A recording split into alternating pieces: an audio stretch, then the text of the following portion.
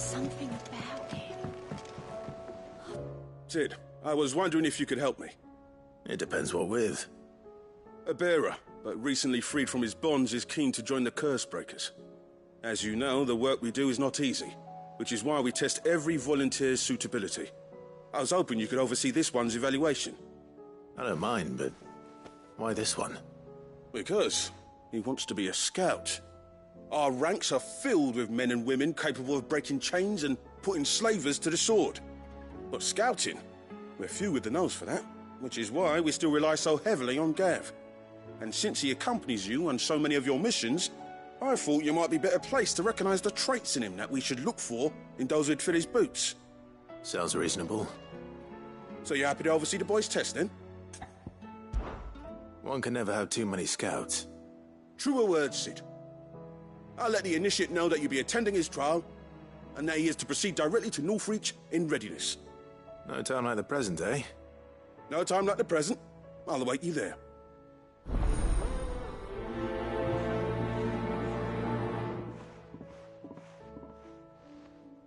Northreach.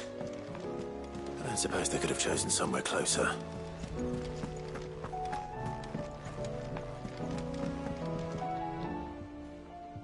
Ah, Clive. Joshua, what's wrong? And don't say nothing. It's... not nothing. I've received word from Cyril. The Undying have found Father's will, or something akin to it. His will? How? Where? In the crypt beneath Rosalith Castle. After Kupka was kind enough to drive out the Imperials, the Undying took the opportunity to recover what relics of the Duchy yet remained. And in the process of doing so, they found a letter from Father. I'm surprised anything survived down there. Cyril asked that I join him in Tabor at my convenience. I have been meaning to go, but... would you join me? Of course. I want to know what's in that letter as much as you do. Very well. I am ready to leave when you are.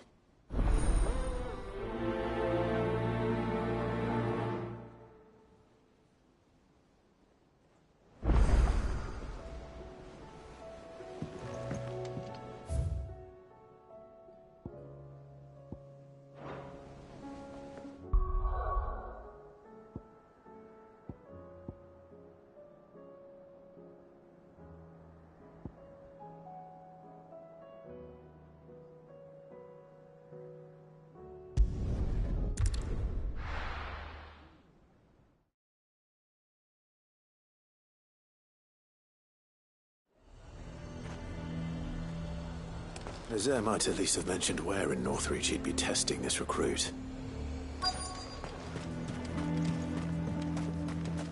I'm nerved. Well met, Sid. This is the initiate. Ember, present yourself. At your service, Master. Please, just Sid. There are no masters here. Your life is your own. Oh, of course. Thank you, Sid. The sergeant says you'll be evaluating me at my trial. To become a scout, yes. You are aware of the dangers inherent in that role. I am. But I swore I'd face them. Just like the man who saved my life. And who would that be? Gav. It was him who found me and freed me.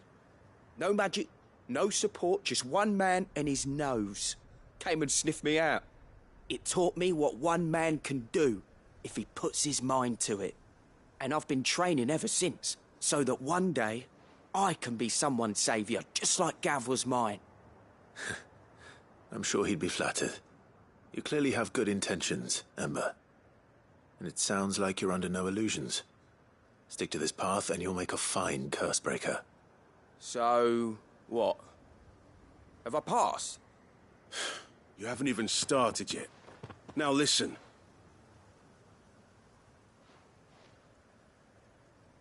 Not far from here is an Imperial lookout, Eastwatch. The guards there record all their sightings in a logbook. You are to find it and bring it here. And bring it here, right. Anything else? No. Sneaking into a heavily guarded Imperial outpost and stealing the logbook would be quite sufficient. You'll need to assess the situation, determine a point of entry, create a distraction and effect an escape, all without being discovered and thrown into an Imperial oubliette. Ember, Gav isn't our best scout because he can do everything. It's essential that you know your limits. Know my limits, right. I won't let you down.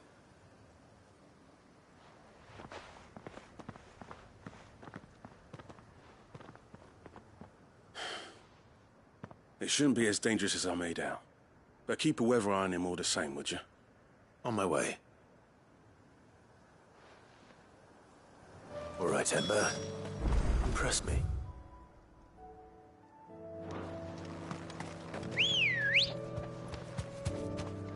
Come on. Yeah!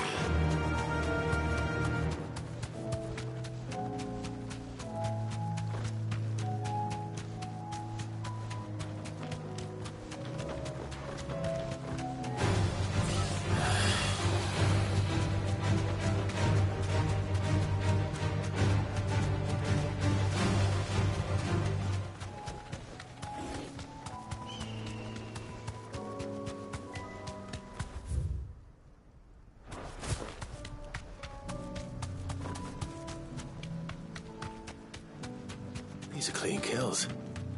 Perhaps young Ember really is ready. Or maybe not.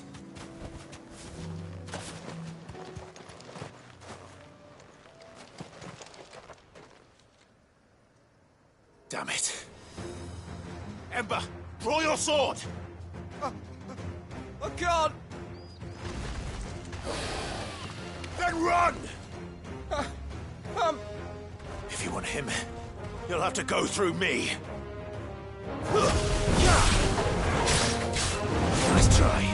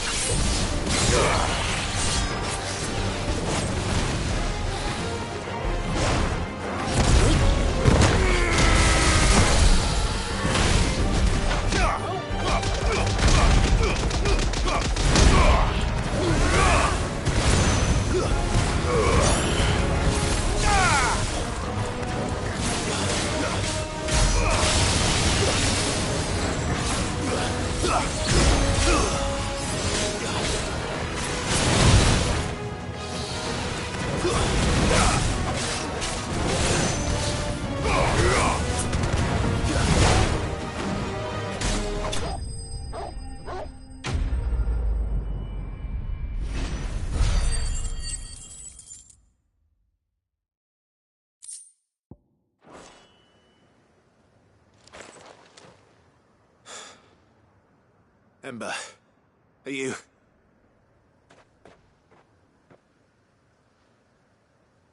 Gone. Of course. Scouts really are a rare breed. Back to Northreach it is, then.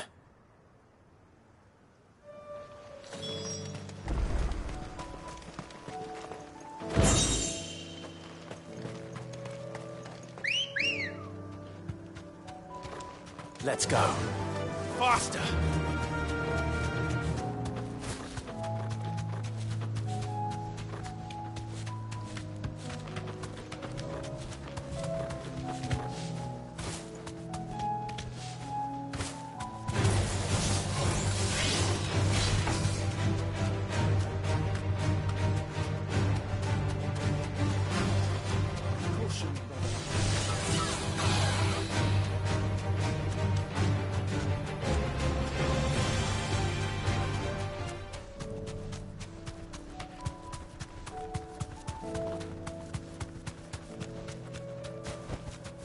Thanks, Gal.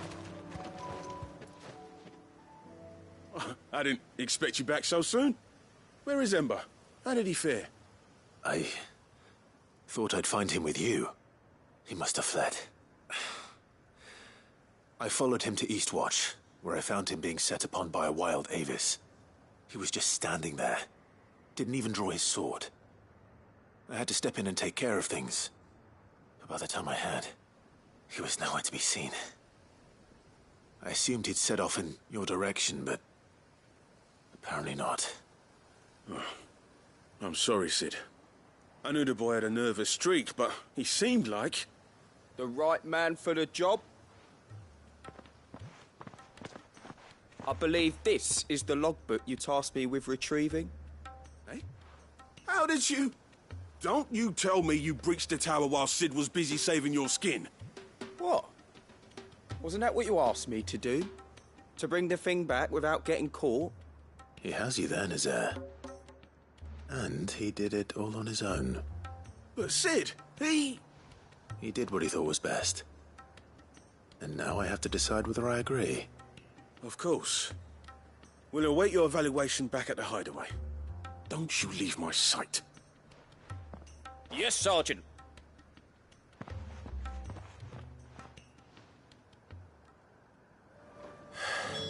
This won't be an easy decision.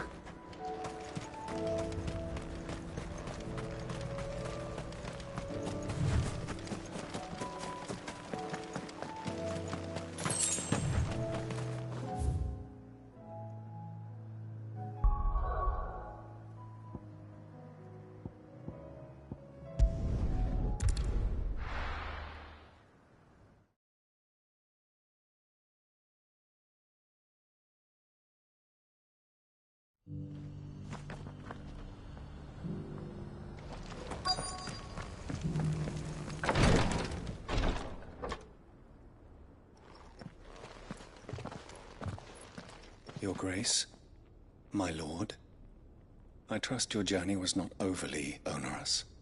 Cyril, you found a letter from Father? Yes, I have it here.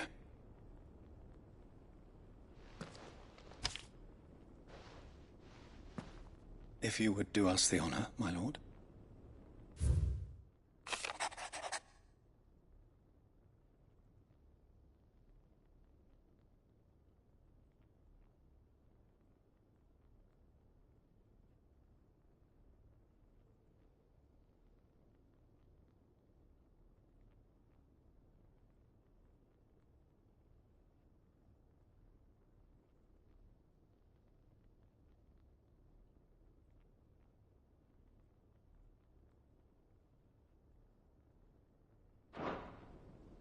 An inheritance. It would seem the late Archduke penned this missive shortly before his passing. The day before we left for Phoenix Gate. What are these plans he spoke of? His plans for the duchy, Your Grace. Your father entrusted them to my predecessor, the former bearer of the Burning Quill, who entrusted them in turn to me. The complete emancipation of bearers is their stated aim. But your father's dream did not end there. His Grace also spoke of building hospices to care for those stricken by the curse, and the founding of a new university to further the development of non-magical technologies. With the blight spreading ever more widely across the twins, Archduke Elwyn saw this as the only means of securing Rosaria's survival. He wished to see men and bearers treated as equals. To see centuries of common wisdom overturned. Small wonder he did not think it achievable within his lifetime. But he thought it achievable nonetheless. Had he not, he would never have written this message. Nor would he have entrusted his vision to his most faithful aides. Those who would have stood with you, shielded you from the machinations of the less benevolent personages at court. It's a pity only they are still with us.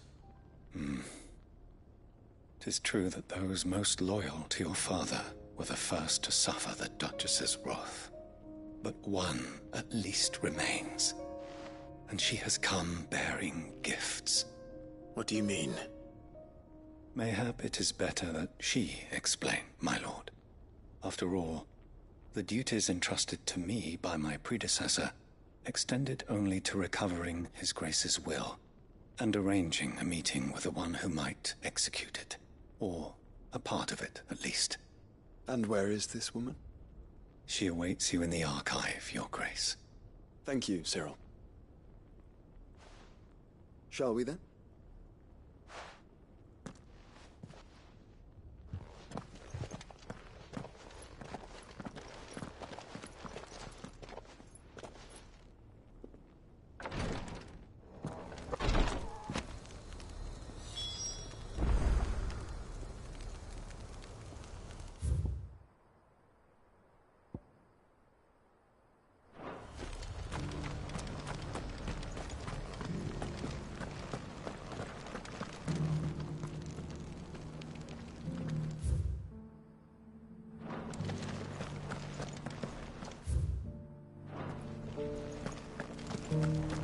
Here's the scraps you're after.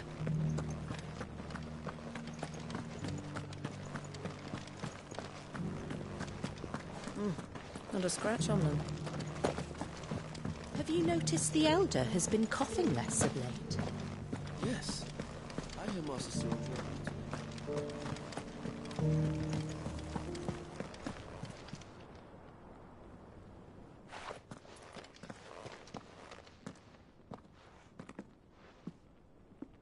My lord, Your Grace.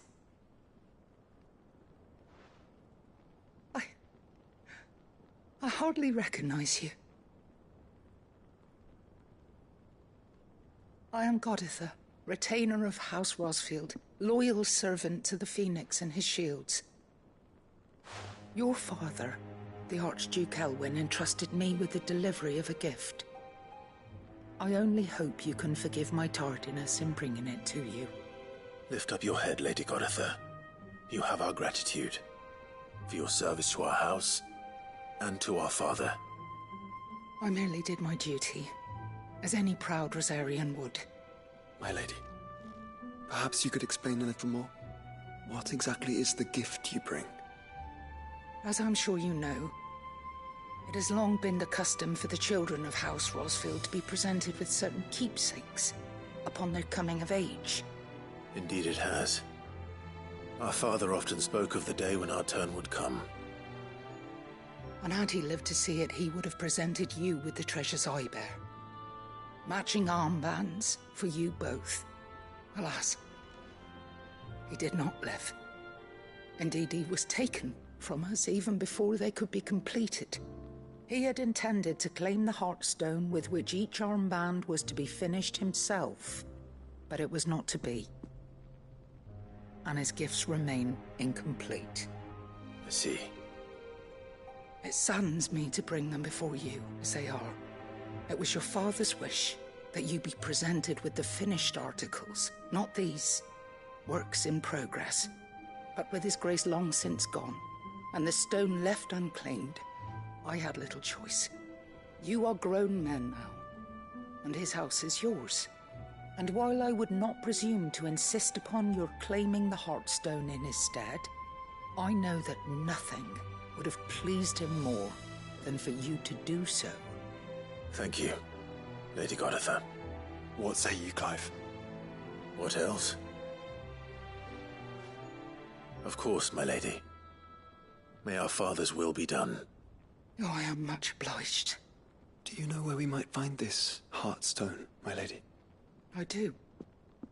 Though it may be a matter of a good deal more than simply happening upon it. It is found in the bellies of elder griffins, you see. We do at least know where to find one. A certain specimen has made its nest in Titan's Wake, not far from here. A certain specimen? You are most perceptive, Your Grace. In answer to your unspoken question, yes. In fact, this is the very same beast your father meant to slay. I have been tracking its movements since you were but a boy. Were you to slay it in his stead, as men of House Rosfield, it would surely make your father proud. What say you, Joshua? What else?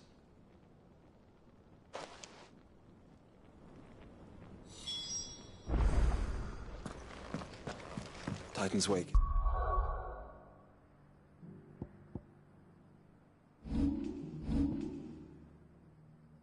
To the south of here. But we must not be hasty. The good lady has been disappointed once already.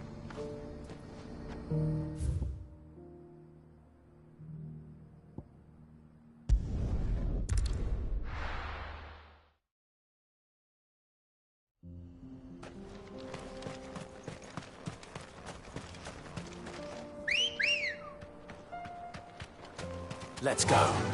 Yeah! Eyes peeled, Joshua.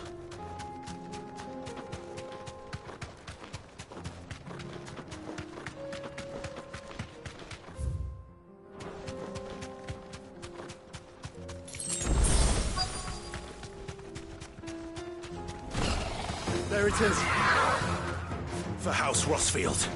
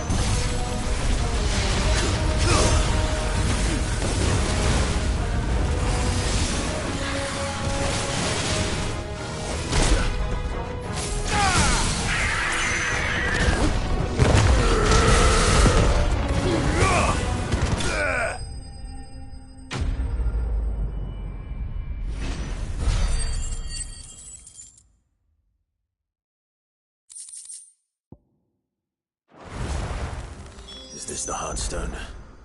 I expect Lady Goditha will know.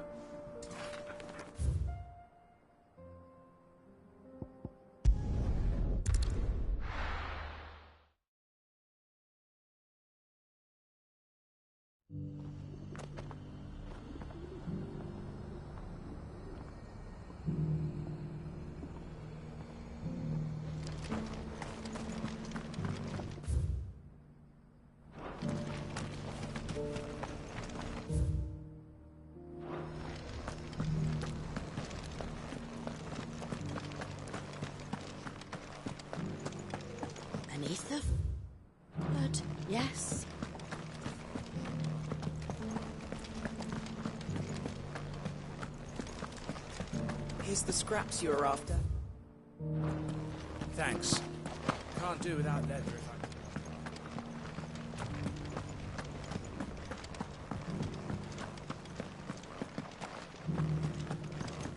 Have you noticed the Elder has been coughing less of late? Yes. I hear Master Sword.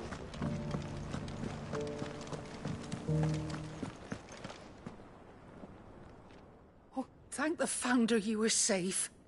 The Griffin is slain then? And the Heartstone claimed.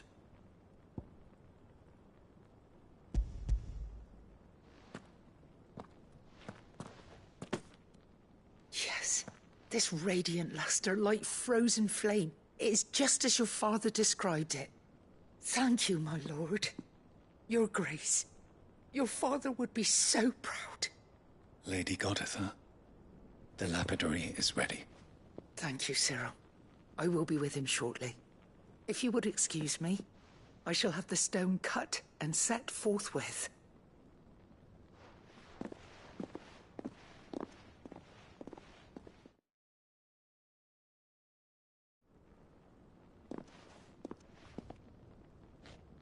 The armbands are complete. Pray, take them. They are yours, after all. Heartstone is harder and more enduring than garnet, or even ruby. It symbolizes unwavering will and devotion. And the graven vines encircling the stone represent the unbreakable bonds between you. It's a message. Father knew we had enemies both inside and outside the duchy. Enemies who would thwart his vision. Only with unwavering devotion would it ever be realized. And only if we stood together, as Phoenix and Shield, as brothers in arms. Only then might those enemies be overcome. Indeed. His Grace knew the enormity of the task he would entrust to you, his heirs. But this was more than just a message. It was a promise. That he would always be with you. Thank you, Lady Goditha, for remaining the steadfast custodian of our father's will. Forgive me, my lady, but there is something I don't quite understand. The Undying told me that after Father died, Mother claimed all of the ducal treasures for her own. Even if the armbands were incomplete, she would surely not have overlooked them. So, how were you able to keep them from her? Because I was the keeper of the vault. Though I was but a lowly servant, your father spoke to me of his intentions for the bands, of the deep love he had for both of you, and his hopes for your future. In the days before the disaster at Phoenix Gate, I discovered that the Duchess had ordered her jewelry be sent away from the castle. It was then that I knew she meant to betray us. I tried to warn your father, but it was too late. When word of the fire reached Rosalith, I knew my time was short. So I took up the armbands and I fled into the night. And thank the Founder you did. Yet my duty to your father was incomplete. Not knowing what else to do, I followed the Griffin, thinking I might claim the Heartstone on its passing. And so my pursuit continued, until Lord Cyril appeared before me. He informed me that His Grace's will had been recovered, and that his sons were alive and well. Lady Goditha, on behalf of my father and all the people of Rosaria, I thank you for your loyal service. As do I. Thank you, my lord. Your Grace, for coming back to us, for giving my service meaning.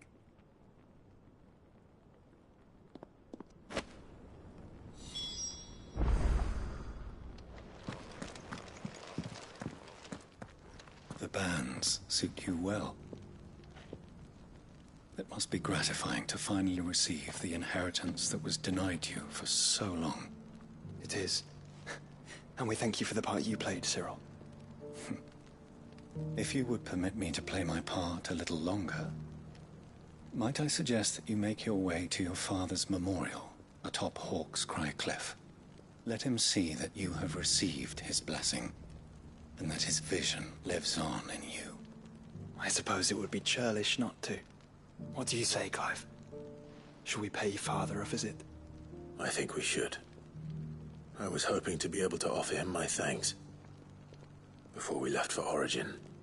Your father's helm is enshrined there. It has been since the day we recovered it from Phoenix Gate.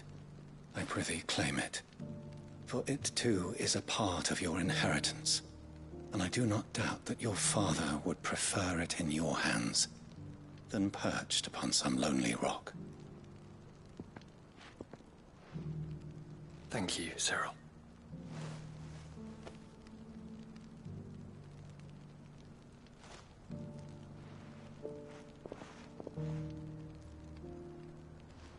Come on, Clive.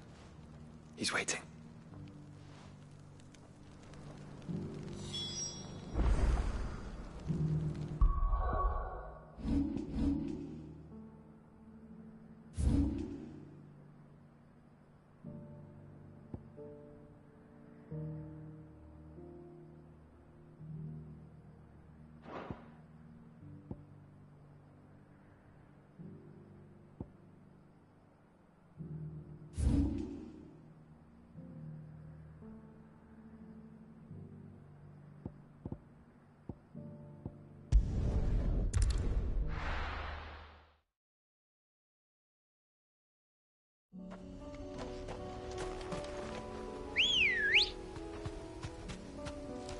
Good girl. Unwavering will and an unbreakable bond. Do you really think we're strong enough? Save the world? Of course. To have overcome Father's political enemies. Of that I'm less certain. Especially knowing what we know now. Mother was truly capable of. But perhaps these bands would have helped. Knowing he was with us. It's just back there.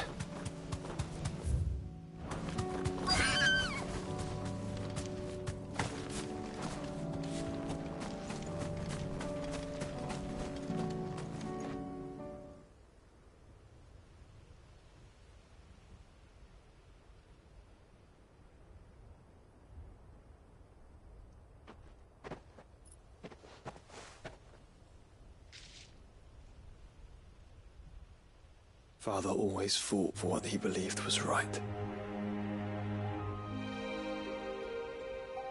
It wasn't until that night at Phoenix Gate that I realized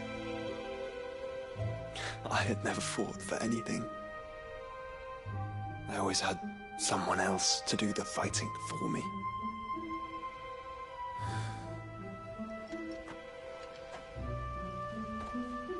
No matter how fate conspired against him, he never lost heart, never looked back, never stopped fighting. To me, he was the greatest of men. And I've been trying to live up to his ideals ever since.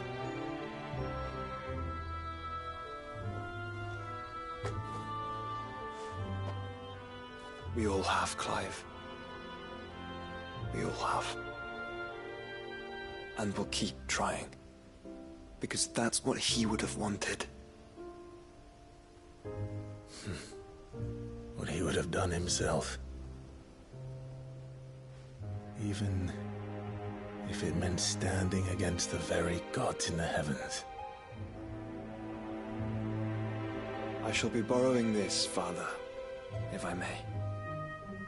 That you might watch over us as we follow in your footsteps.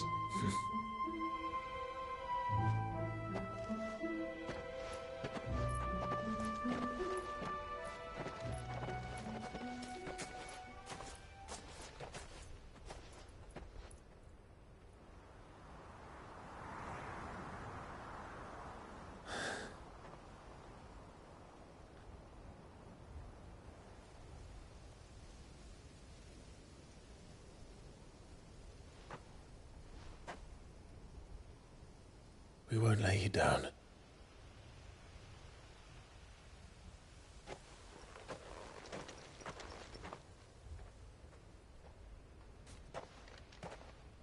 Onward then. Onward. To the end. And to a new beginning.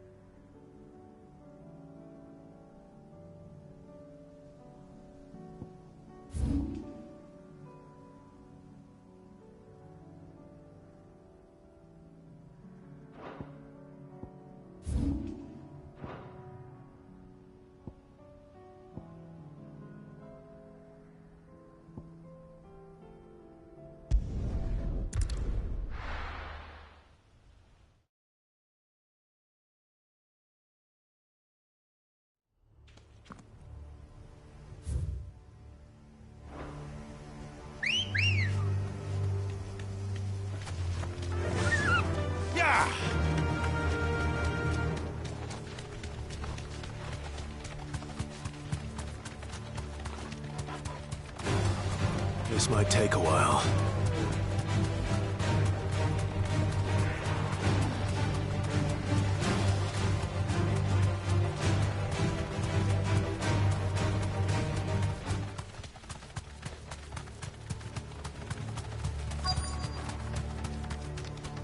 The entire village looks abandoned. Now, which house would a bookworm live in?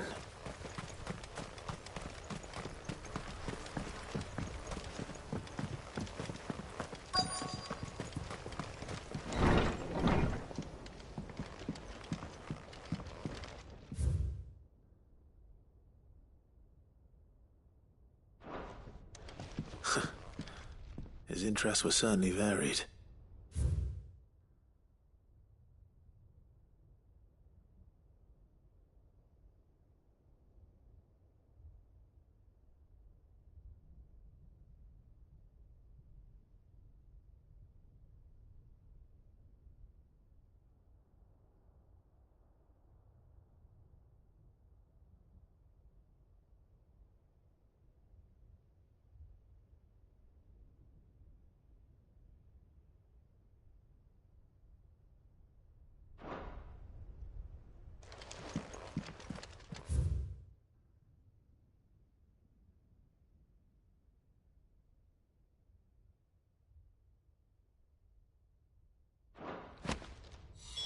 This is it. But if what it says is true, I need to get this back to the hideaway.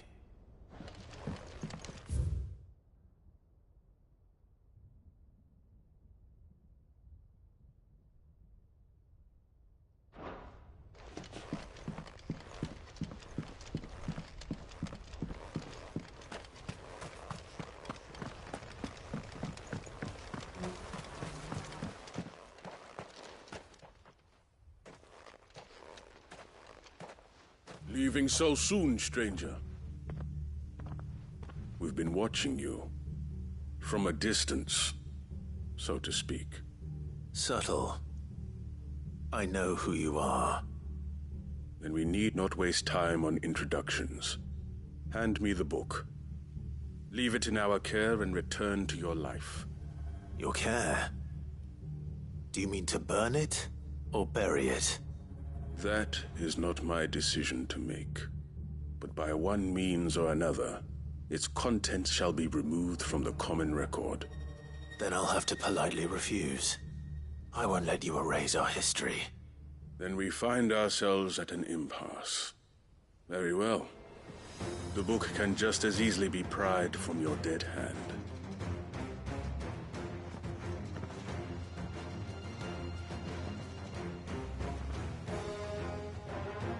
Let's see, shall we?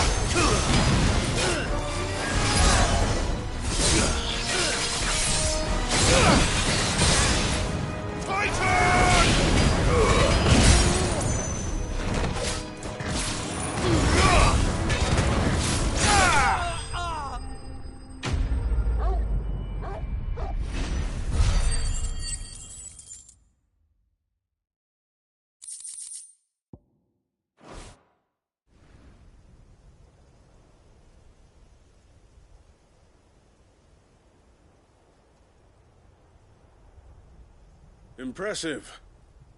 But we have other means. We shall claim the book yet. Why do you want it so badly anyway? It lays out in no uncertain terms the vanity and avarice of mankind. It tells the shameful history of the persecution and oppression of a gifted few by a giftless many. Would you say that this interpretation was correct? I don't know. You don't know. Your sword may be sharp, but your wits are dull. So let me answer for you. There is no correct interpretation of history. That a series of events took place may be proved beyond a doubt. But there can be no single, immutable explanation as to why they came to pass. It is a question of numbers and of belief. If enough people believe that a set of events occurred for a reason, that belief becomes the truth. So you're trying to control the truth? We are trying to protect people from themselves, from knowledge that would bring them naught but pain. That is all. You may keep the book, for now. The world is small. We shall meet again. Until then. Wait! Damn it. Let's get this back to Vivian. Perhaps she can explain what that was all about.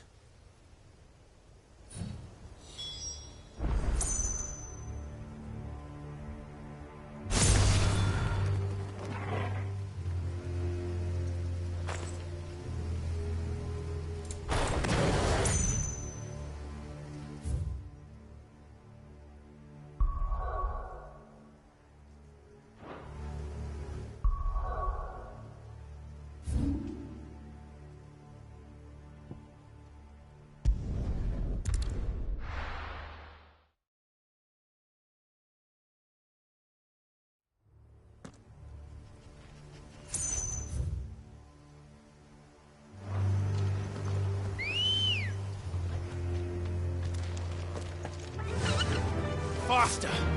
Doris is waiting for me near Balmung Dock. The longer she's out in the open, the more likely she is to be found by a Kashik. I need to hurry.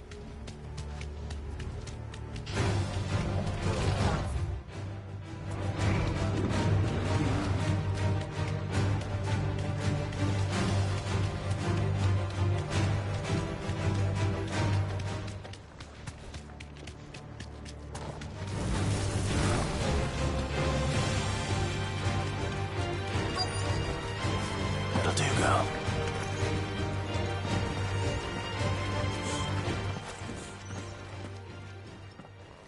There were no guards, I take it? None manning the gates, no. It's a different story inside, though. The corridors are crawling with Akashic. Most likely guards left behind when the Wardens ran. If Chadwick was being held here, I worry that he may already be. Don't give up hope just yet, but let's move quickly. Let me check the ground floor. The ether stick is there. Then I'll search the upper level. Good luck, Sid. Stay safe.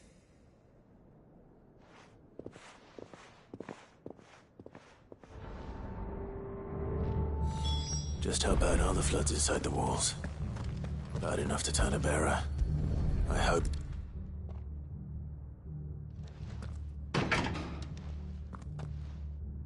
Locked up tight.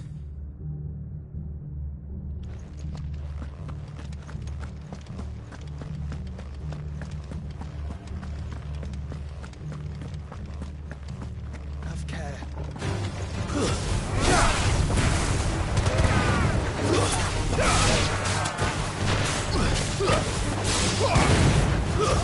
Stay down!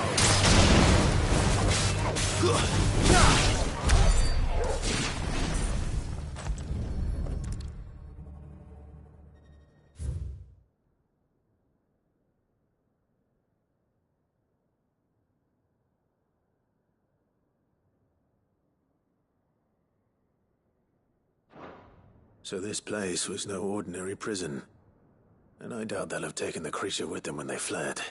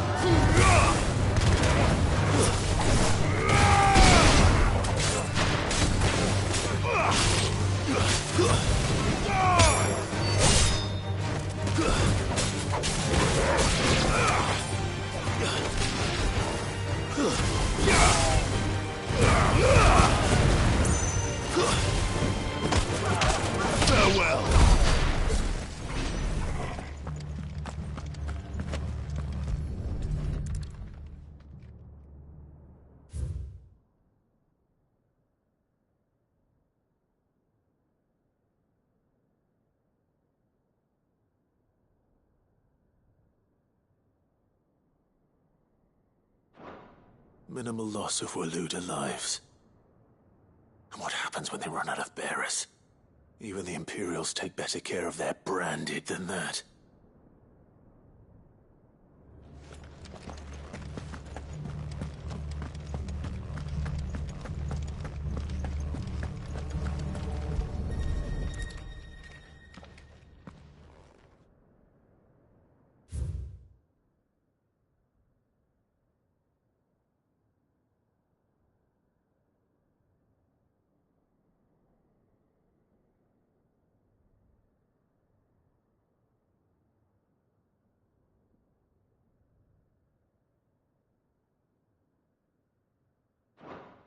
They were feeding bearers to it.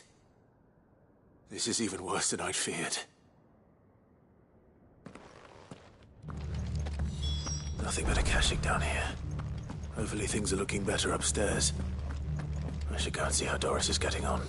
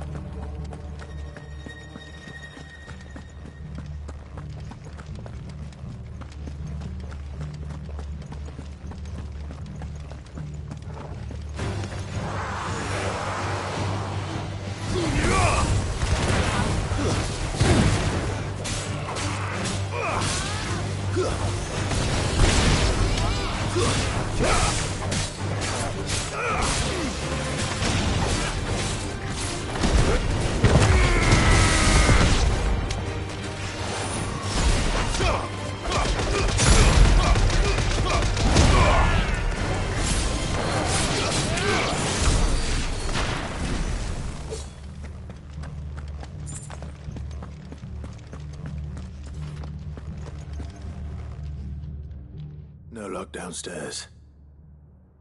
But I did find out that this place was more than just a prison. Something far more sinister was happening here. I know. I've been reading some of these documents and... it can't be true, can it?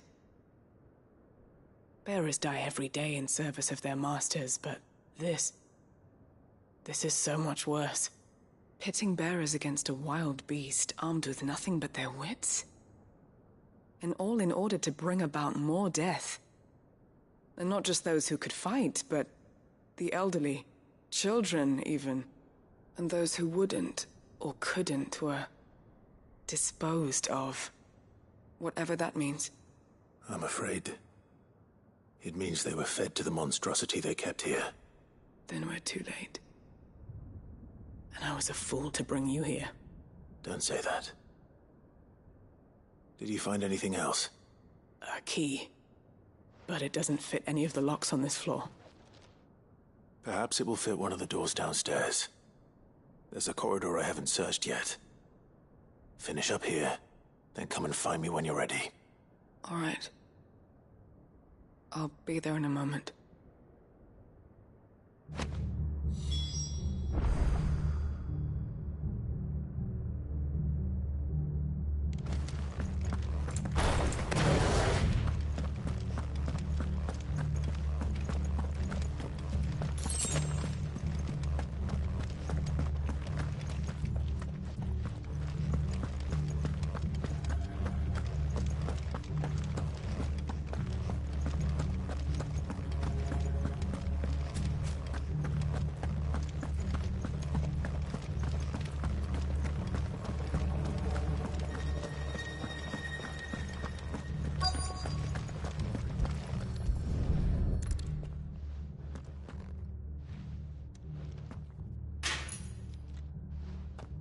Let's see what we can find down here.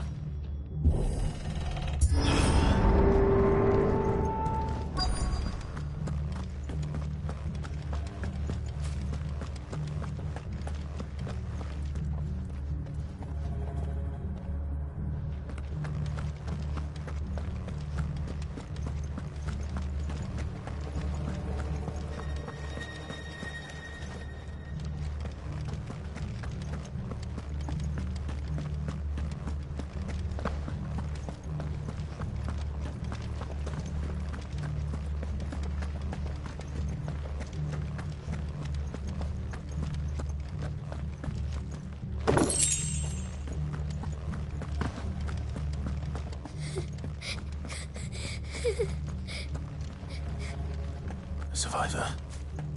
And she sounds close.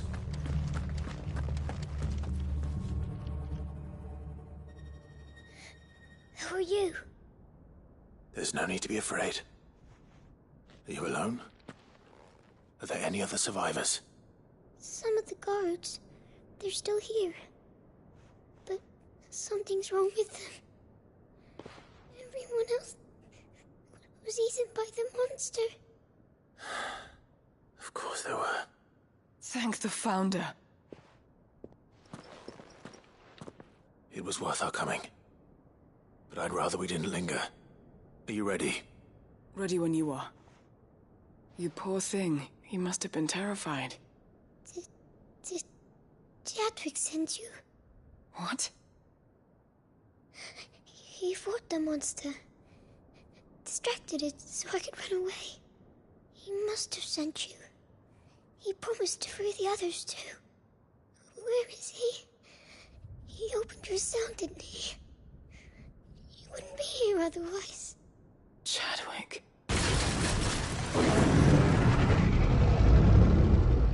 Was that? Monster's back! Chadwick, help! We have to get out of here. Doris, keep the girl safe. All right. You put that bearer-eating bastard in the ground. It's out there waiting for me. I can't let it live. Not if it's got a taste for bearers.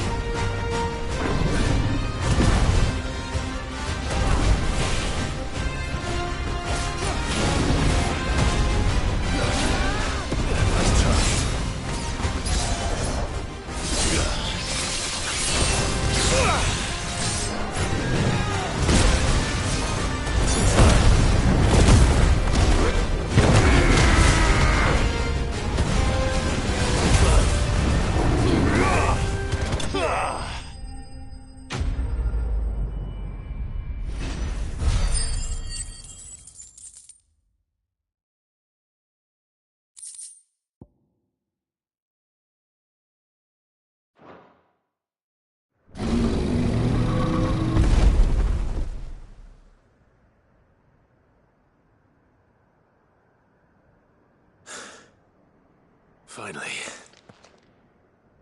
Sid, are you hurt? I'm fine. I think.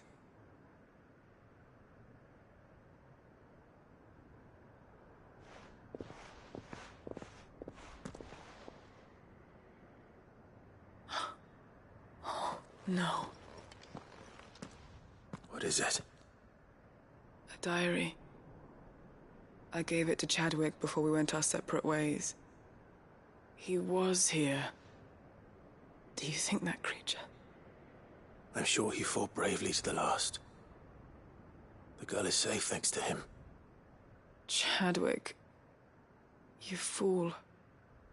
Come on. We have to get her back to the hideaway. We don't want his sacrifice to have been in vain. No. Of course not.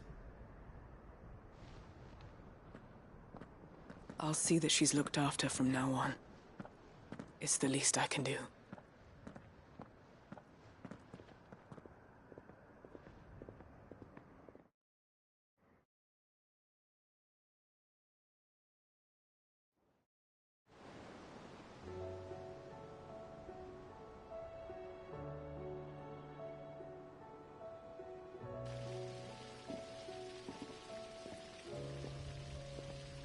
From what I hear, you've barely left the girl's side in days.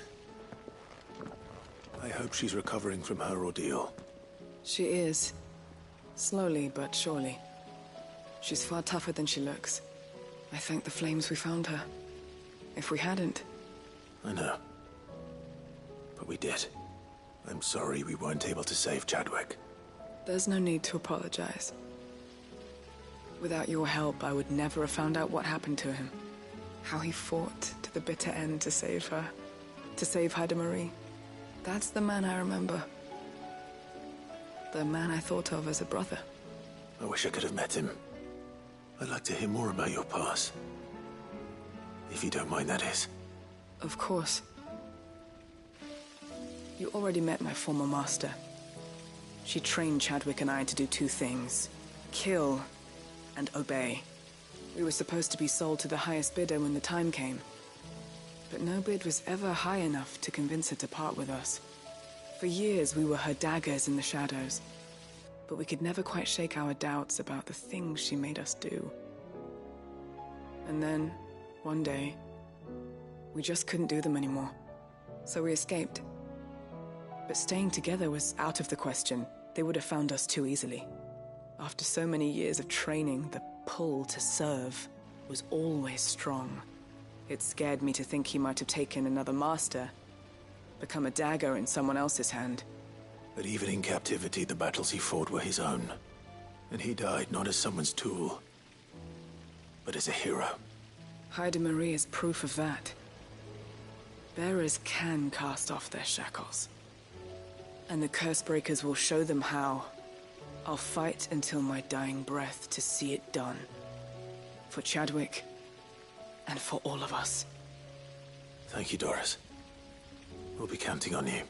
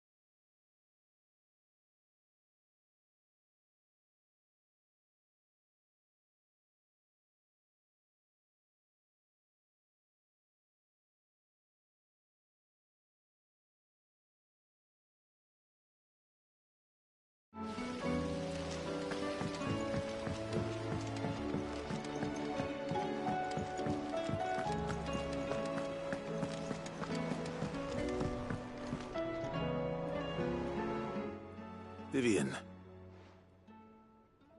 I found it. The book you lost.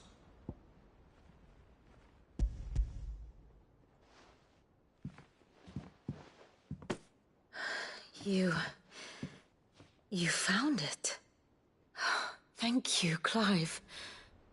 Even though I asked this of you, I was not entirely sure it would be possible. I feared the executors had seized every copy. I met with one of these executors, and I convinced him to let me keep it. He told me something. That the truth is just a matter of collective belief. And that if enough people believe a lie, that lie becomes the truth. It does. But it also means that the truth is not immutable. That it can be changed. Provided that those who wish to change it can convince enough people that their perspective is the correct one. As the sad history of the bearers proves. You said that the book inspired you to become a scholar. It did. Or its author, rather. She was a heretic, you see. A firebrand and a dissenter. A gallows stood ready for her in every corner of the realm. And by shunning society, or perhaps being shunned by it, she stumbled upon a truth so potent that an entire realm trembled at the prospect of its utterance. I, too, have always felt somehow set apart from the world of men. A stranger to my own species. She taught me that my solitude was not a curse, but a gift. And that, though my journey to the truth might be a lonely one, what I found at my destination would be more than worth the cost. Do you still feel that way? That you're not one of us? Honestly, I'm not entirely sure anymore. Since coming to the hideaway, I find my thinking somewhat clouded. Perhaps the result of studying mankind from a rather closer perspective than I had intended. But the more I study, the more I find value in this perspective. In looking not from the outside, but from within. So if you'll permit me, I'd like to continue my work here. Remember, Clive, when enough people believe, belief begets truth. Give the men and women of this benighted world the gift of truth. Make them believe in you, as I do. I'll try, Vivian. I'll try.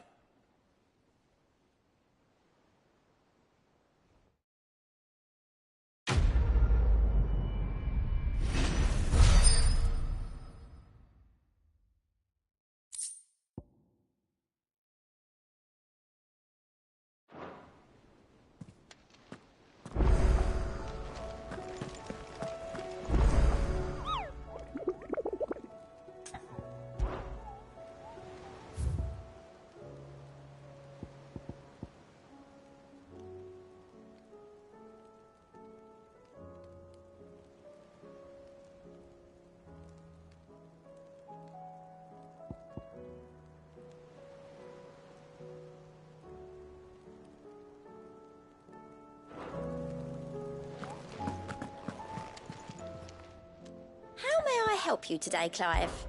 Your benefactors are a generous lot. Here you are. Best of luck out there, Sid.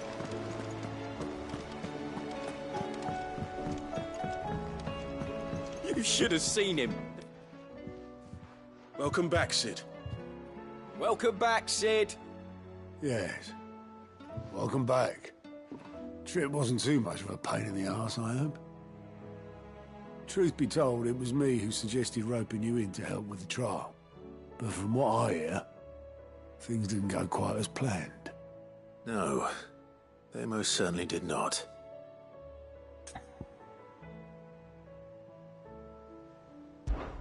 Ember lost his nerve in the face of a beast of prey, but he didn't lose heart.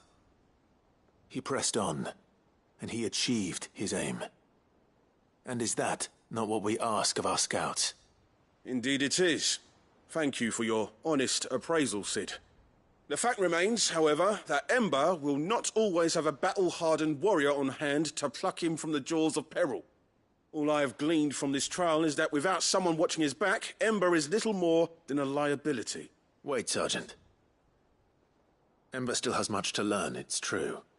And this time he was found wanting. But I'd say he's due a second chance, nonetheless. After all, he did do as you asked. With a bit of hard work, any hand can be made to hold a blade, and any mind can conquer its fears. But a scout's nose is different. You've either got one, or you ain't. And by sniffing out that log, young Ember here has shown he has a conch and a half. Wouldn't do to waste it now, would it? Fine. One more chance. I'll do whatever you ask. I'll spend my days and nights in the pit if I have to. I'll show you. Just you wait. Daft as a brush, that one. But his heart's in the right place. Just like someone else we know. And if you ask me, we've been leaning on him for far too long. That time the curse breakers took some of the weight off his shoulders, I reckon. It couldn't hurt. Just don't tell Gav I said so, will you? I won't have him thinking he's been hard done by. Next thing you know, he'll be asking for a day off. Chance would be a fine thing. Back to work. Forgive me, Sid. This did not play out as I expected. Things rarely do these days. But that's why we need men like Ember more than ever. Men who can make the best out of a bad situation. Remember that. I will, Sid. Thank you.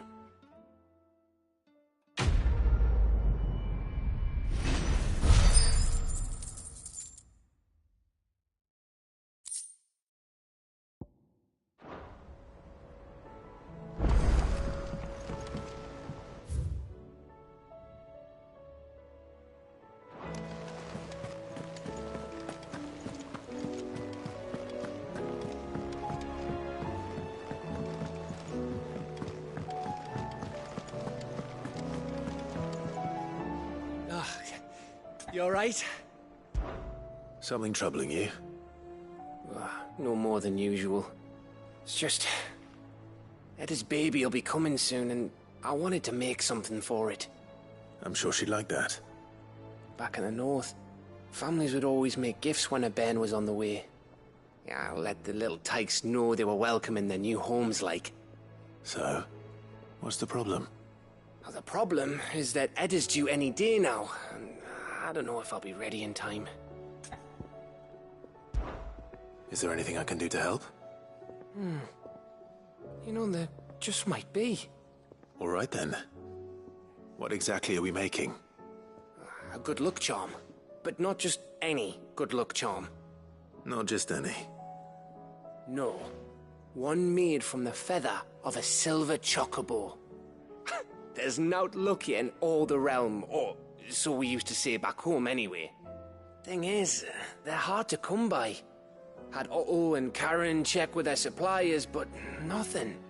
I try and track one down myself, only... Only the big day is fast approaching. And that's all you need, a feather. That or the bird whose arse it's attached to, aye. I was gonna start by asking around with traveling traders plying the northern borders. Well, there's no shortage of those passing through Martha's. I think I might make that my first port of call. I'll let you know if I find anything. You're a good friend, Clive. I won't forget this.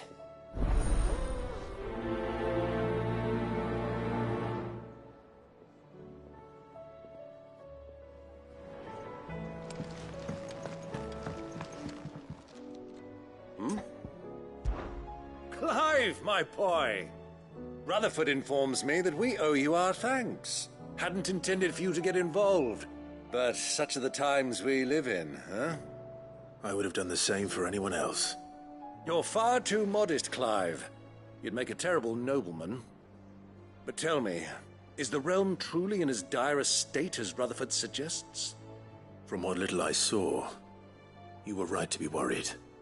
I suppose I should have expected the worst.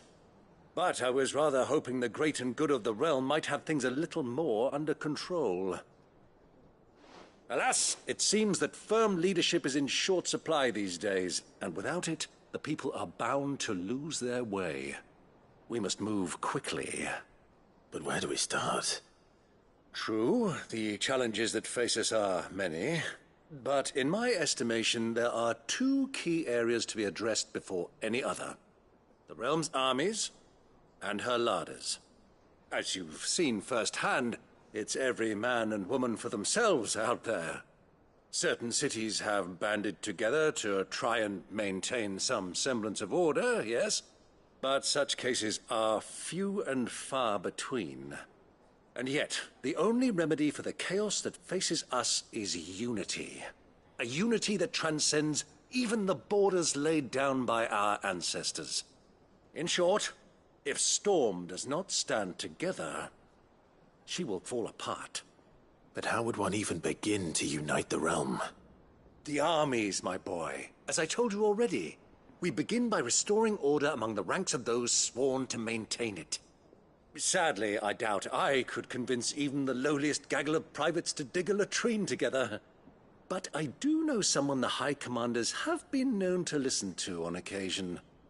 Field Marshal Eugen Havel. I thought he was retired. He was, until an Akashic army tore through Randalar and killed most of the rank and file. There is no man alive more capable. Literally.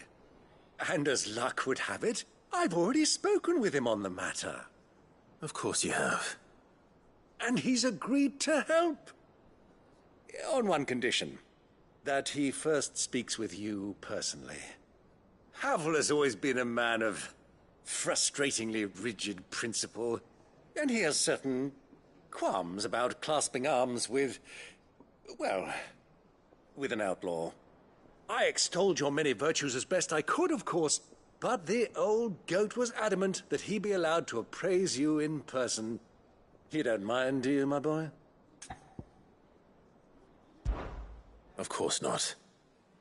As long as chaos reigns, we will never build a better world. I'll do whatever it takes. And if the Field Marshal wishes to speak with me in person, then so be it. That's the spirit. I'll leave for Randalar at once. Would you send a Stolas? Of course. Rutherford is already in the Dalmekian capital. I'll have him tell Havel to expect you forthwith. Excellent. Thank you, Uncle. No, thank you, Clive.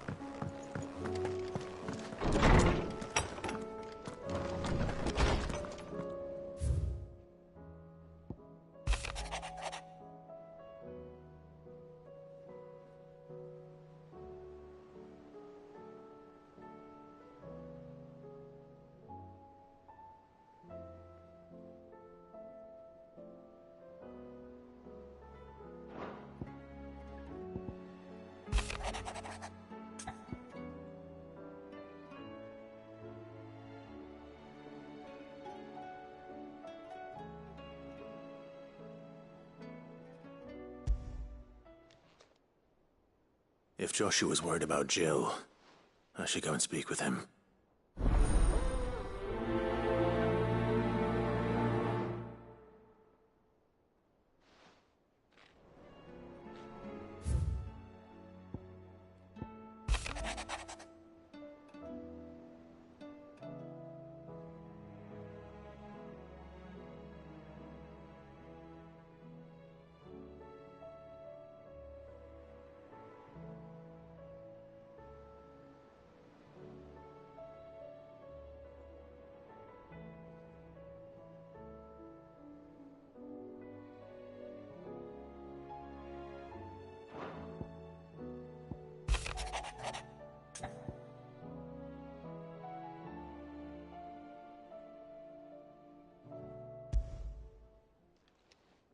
It's usually me making demands of Harpocrates.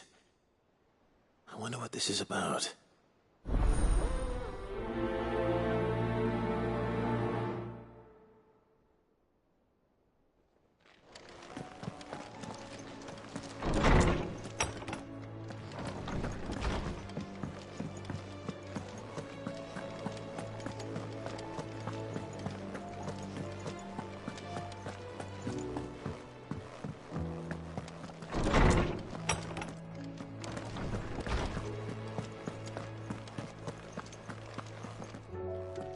Lawsman Harpocrates. I received your note. Ah, yes. I expect you're wondering what this is all about. You spoke of making amends with Dion, but I can't imagine what for. Then I should begin by telling you that I was once his tutor. This was some years ago, of course, before I joined Sid in his hideaway.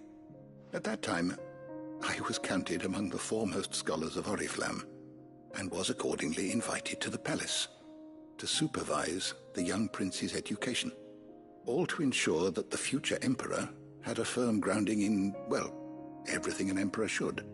History, religion, commerce, government. Alas, our time together was cut short when Dion left to join the Dragoons, his studies no longer being deemed necessary. I had not expected to meet with him again, least of all here. Have you spoken with him? No, I have yet to find the right moment. His Highness always seems so preoccupied, especially when alone. I would not wish to disturb his ruminations with idle words of greeting.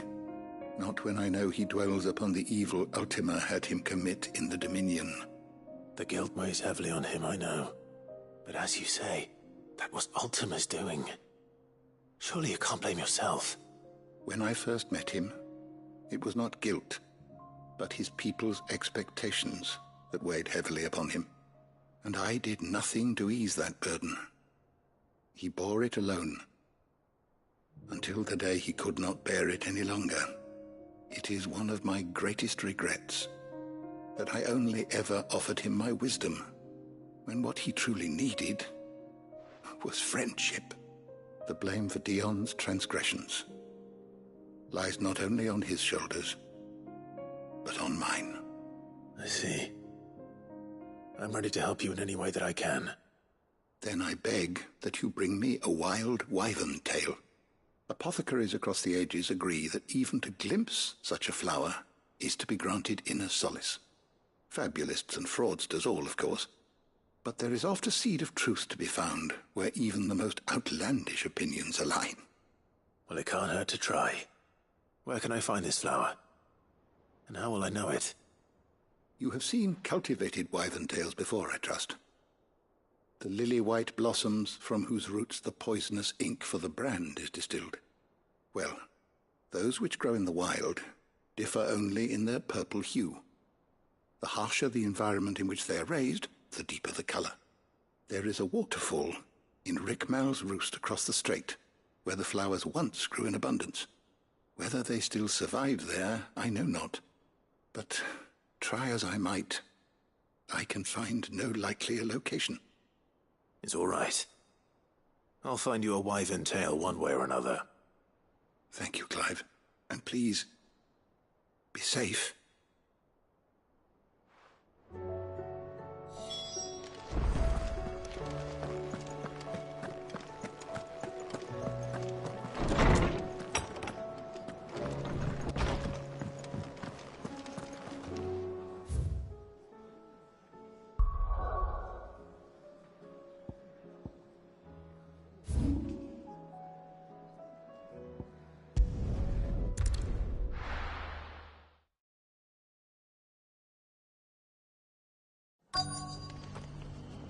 Let's hope one of the merchants here has what Gav needs. Excuse me. I'm looking for something. Oh, well, then I'm your man. A silver chocobo feather. Oh, or maybe not. Though you're not the first to mention the bird around here. There was a man stopped by the rest not long ago claiming he was attacked by a silver chocobo. near some gutted hovel not far from Eastpool.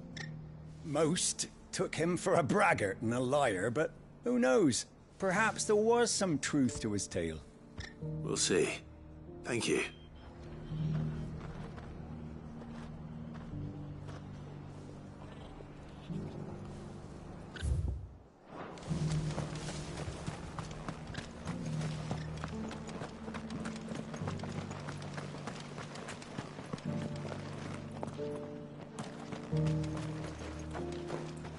Anything catch your eye?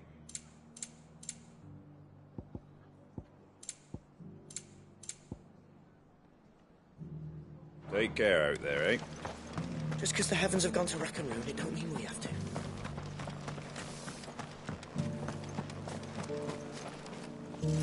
How do, traveller? You've the look of a man who could do with a new whetstone. Or perhaps a bawdy etching of the Vicerine. Maybe another time. I'm looking for a silver chocobo feather.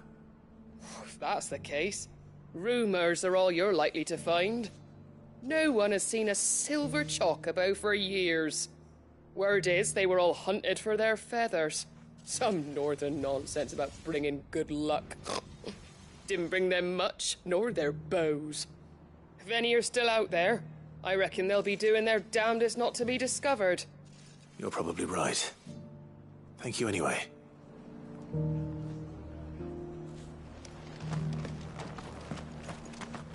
I've got greens of Looking all for shelter. shapes and sizes. Colours too.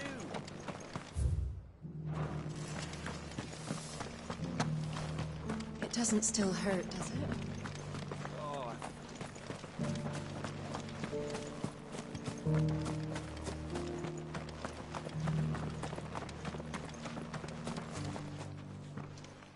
Can I help you with summit? You wouldn't happen to sell silver chocobo feathers, would you? I deal in fruit, not fancies. But if it's fancies you're after, I suggest you try Rhiannon's ride. Was a silver chocobo seen there? Oh, yes. If you believe the ravings of a madman. It wouldn't be the first time. A silver chocobo sighted in the hills near Rhiannon's ride. It sounds almost too good to be true. But since I'm already here... Let's go. Yeah! Can hardly make it up.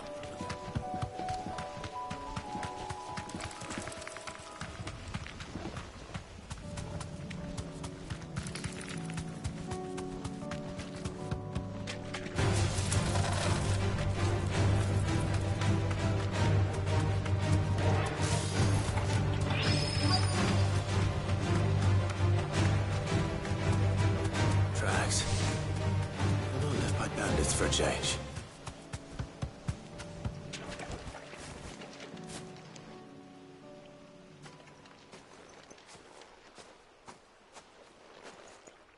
More tracks. And these look fresh. The chocobo was here. And recently. Perhaps it still is.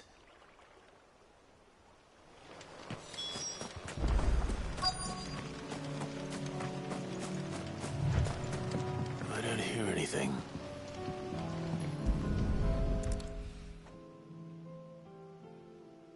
Well, I'll be damned.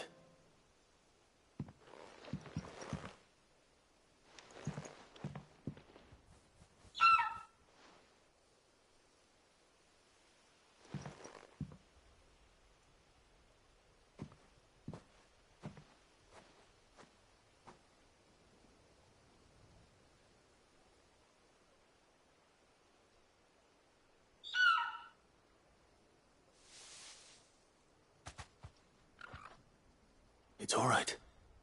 I'm not going to hurt you. Just borrowing a feather for my friend.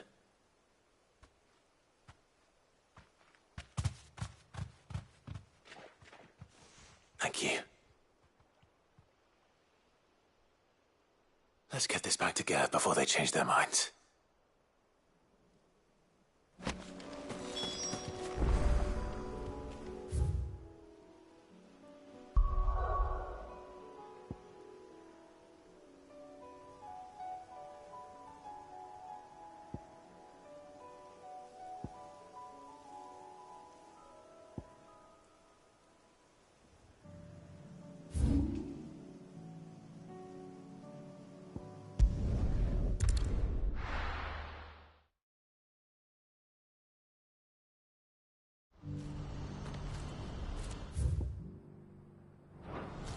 Do you see that too?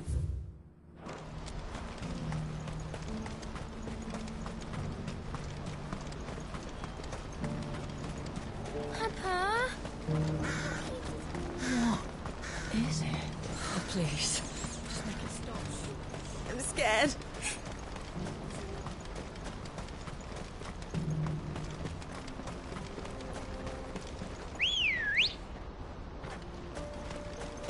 Ready, girl?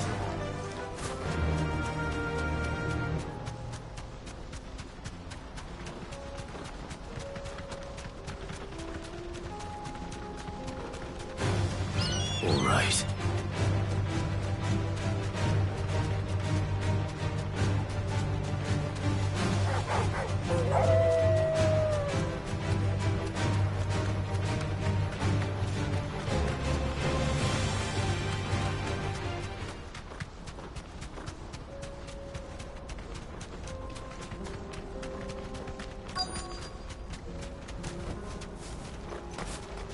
Can't be Rutherford, can it?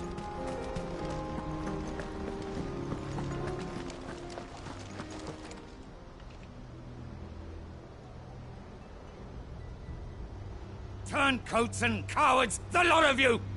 If it's a fight you want, it's a fight you shall have! Allow me. I don't need your... Please, Field Marshal, oblige him. This won't take long. You're right. It won't. Men, finish him.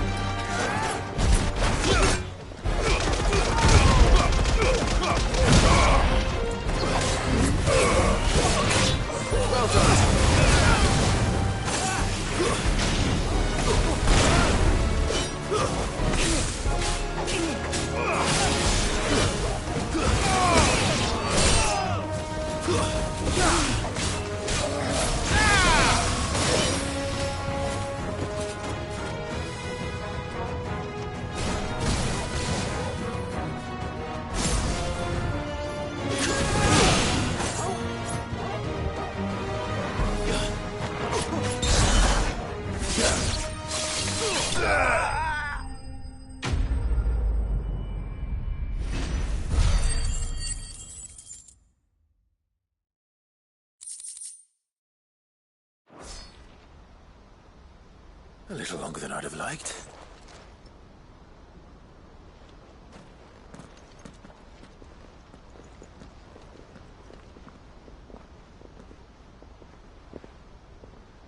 Field Marshal Havel, I presume. Are either of you injured?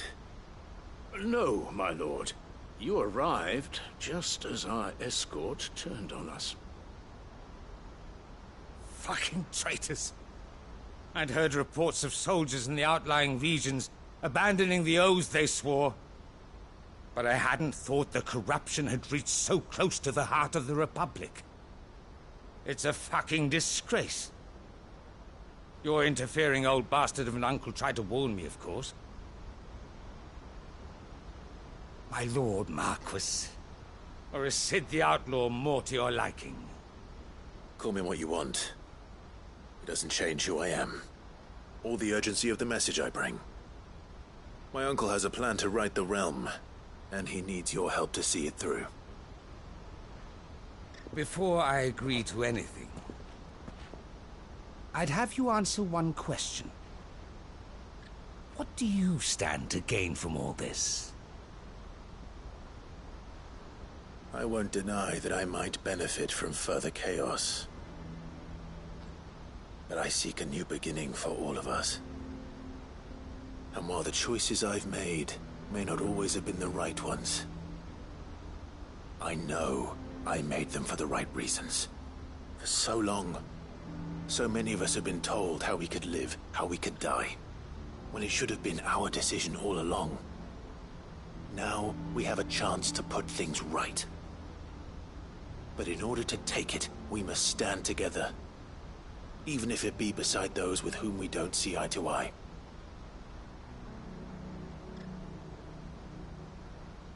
Certainly not the words I expected from an outlaw. But perhaps your uncle was right. You are no ordinary outlaw. I'll never hear the end of this. All right. I'll start by ordering my most trusted guard to bring the Dhalmekian fringes under control. Next, I'll make contact with my counterparts in the Imperial Army and see if I can't convince them to try and restore order in their own territory. Thank you, Field Marshal. But they are not the only ones we will need to convince. What do you mean?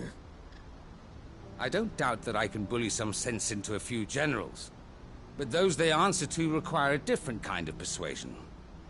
And when it comes to honeyed words, well, we will need an envoy. One who can court even the most stubborn of statesmen. You, perhaps. I'm flattered. But I'm no diplomat either. And I have other problems to attend to. What we need is a skilled arbitrator. And I may know just the person. Is that so? And would he happen to be an outlaw too? Of a different kind, perhaps. Well, beggars can't be choosers. I suppose we'll all have to find a little of the outlaw in ourselves if we're to make it through this. Very well. Send your man to me right away. I shall.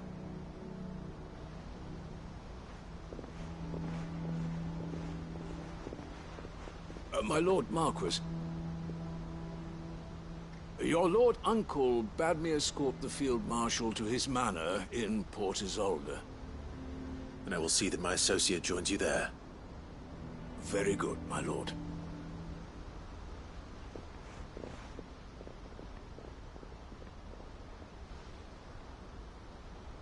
Huh. An envoy. I'm not sure I'm the man to talk anyone round. I can barely convince my brother to take his medicine. No. This is a job for someone with experience. Someone like Quentin. I hope I can convince him at least.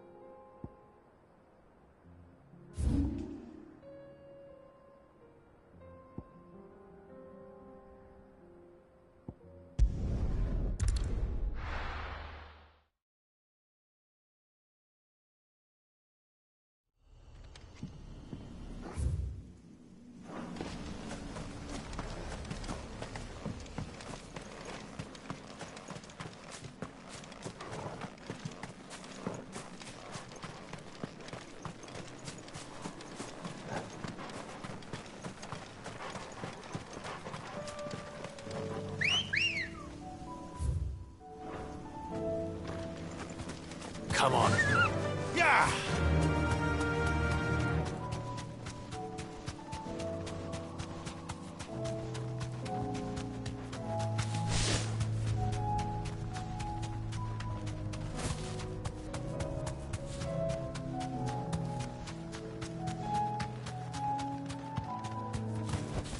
That'll do, girl.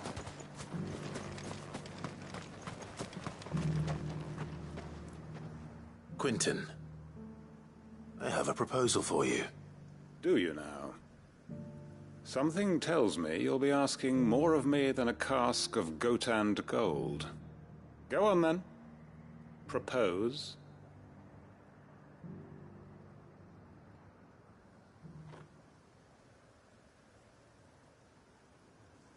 You'd have me convince the chiefs and chamberlains of the realm that they should simply swallow their pride and do the one thing that has proved impossible for thousands of years. Was there anything else? Perhaps I can fetch you a meat pie as well. I know it's a lot to ask, but I can think of none better suited to the role. And you'd have me give up what little I have left to do it. I told you, Clive. The people of Lostwing are my family, and I cannot abandon them. You'll have to find someone else. I'm sorry to hear that. So am I. And why might that be? What he's asking. How's it any different to what you've done so far? They want you to speak for those who can't speak for themselves. That's what you do best. If it's the vineyard you're worried about, we'll see that the grapes are picked and the tons filled. You know we will. It's not that. Then what is it? You said yourself we're family. Don't you trust us? You know that's not what I'm... Then what are you saying?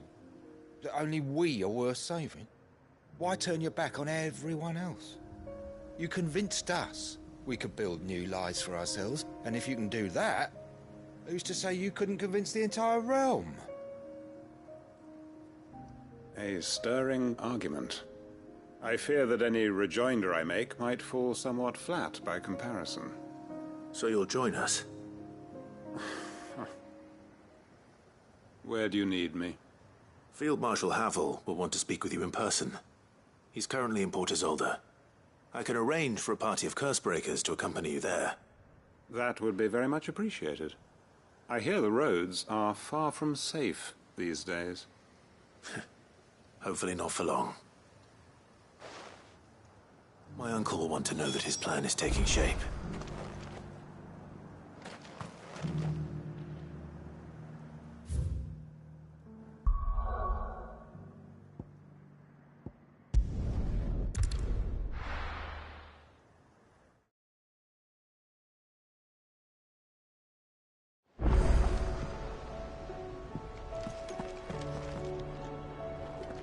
Uncle, I bring good news. The Field Marshal has agreed to your plan. Ha! Of course he has. I didn't doubt you for a moment, dear boy.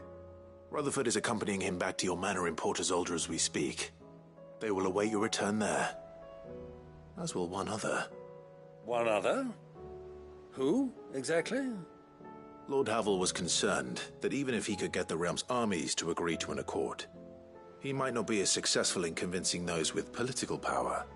He asked if I might have a solution, and I suggested a certain Imperial Lord Magistrate turned Liberator. One of your co-conspirators? Master Quinton would probably call me one of his, but yes. Another outlaw, then. Just the thing we need to put these rotten politicos in their places. Good thinking, Clive. I'm glad you approve. The more the merrier, eh? Uncle, assuming Havel and Quinton can solve our problem with the armies, you still haven't mentioned how we might manage the grain shortages. Oh, don't you worry, my boy. The 7 high houses will be seeing to that. They have all agreed to make the most generous of donations. Oh, of course, it did take a little persuasion, but luckily I had some unexpected help. From who? Why, you, my boy. Rumor has it that you rescued the Lady Ariane's head steward Rockford from a horde of bloodthirsty bandits. It was more of a handful. Well, the old battle-axe was so pleased. She had a shipload of talents delivered to my private docks by the next new moon. And when the other houses saw the parsimonious old crone's purse strings finally loosen, they as good as tripped over themselves in the rush to follow suit. I'm happy to hear it. Now, I must be getting back to the manor. Join us there at your earliest convenience, would you? Of course, Uncle.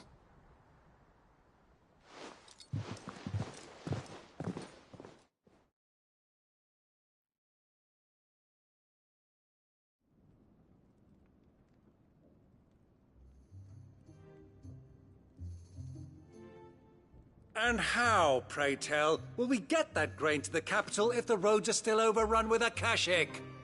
You'll find another bloody road. I only have so many men, and I'm not about to send them headlong into an ether flood. That is, unless you'd have them turn as well. Well, I'd certainly eat less. Says the man with a belly bigger than a band of curls. My soldiers actually need their rations. Without any food to keep them going, they'll be dead even before you've sent them on your fool's errand. If I may, gentlemen, perhaps I might suggest an alternative approach. Though supply routes are indeed disrupted, there is no shortage of ships. Indeed, they bob away in every bay from here to Randalar, awaiting a safe haven. Allow them to make port and fill their bellies full of grain. And once those who crowd the cities are fed, ferry the displaced back to the countryside to work the fallow fields. But I'm sure that you wish to continue your discussion. Forgive the interruption. Two such firm friends as yourselves need no help from the likes of me. Rutherford spoke fondly of the great bond between you. Us? Friends? I can't stand the man! Clive, I'm beginning to question the quality of the company you keep. And what kind of company were you expecting him to keep? The man's a criminal! Criminal? How dare you? You are not fit to breathe the same air as this fine, upstanding young gentleman. Upstanding? He calls himself Sid the Bloody Outlaw! Once more onto the breach.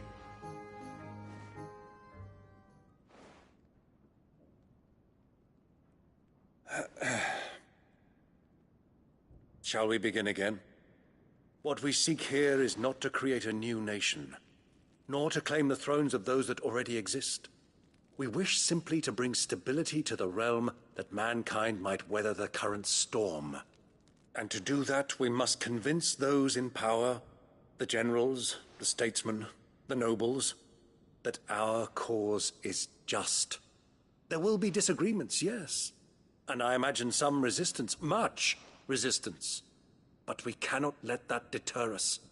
If we show them the path, show them that we walk it ourselves, then I am confident they will follow. The fate of the world lies in my nephew's hands, but the well-being of her people lies in ours. And we must not squander the chance that Clive has given us. Uncle Byron, Now, with that settled, let's move on to the signing of the Accord. For what great moment in history hasn't been accompanied by a little ceremony?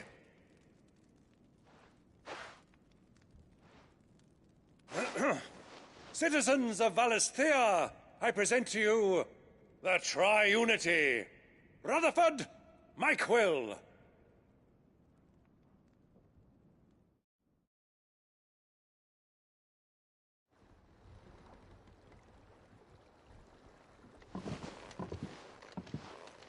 Well, my boy, the stage is set. That it is. This is the role you were born for. Now I ask only that you trust in the talents of your supporting cast. We shall play our parts to the best of our abilities, that you might have the opportunity to shine. The realm needs its Sir Crandall. And there is no better Crandall than you, Clive. I want you to keep this signed accord as proof of our faith in you. I will. Thank you, Uncle.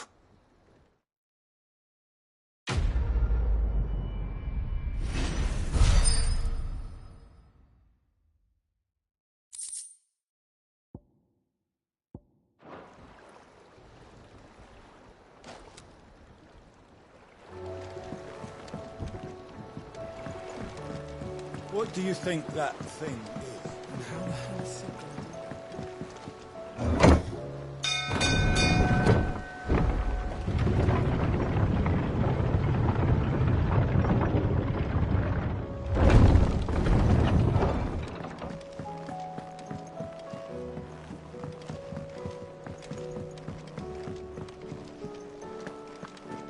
it It was no trouble at... Clive, you're back. How'd you get on? Any luck? Any luck, you say?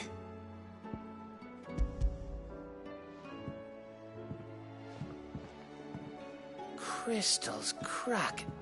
Is this what I think it is? Where in the hell did you find it?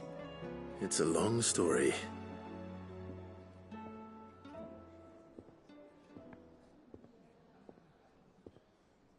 Right there on the road to Eastpool. Who'd have thought it? Everything up there's been abandoned for years. The empty cabin made for the perfect shelter. Though I fear my presence may have forced the poor creatures to look elsewhere. Don't blame yourself, Clive. The Blight's right on Eastpool's doorstep. They'd have had to move on before long, even if you hadn't have turned up. They'll find a new home. Trust me. After all, that's what us endangered animals do. Anyway, what matters is, you managed to nick us one of their quills before they could run off. And now all that's left is to fix it to the carving. I didn't know you could carve. Reckon there's a lot you don't know about me. Like the fact I'm as good with a whittling knife as I am with a sword. And that bone Ember gave me's a dream to work with. What did you say it was from again? An Avis? But it weren't your Avis, Sid.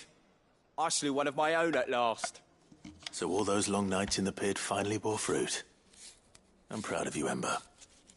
Don't speak too soon. I ain't done my trial yet. There we go.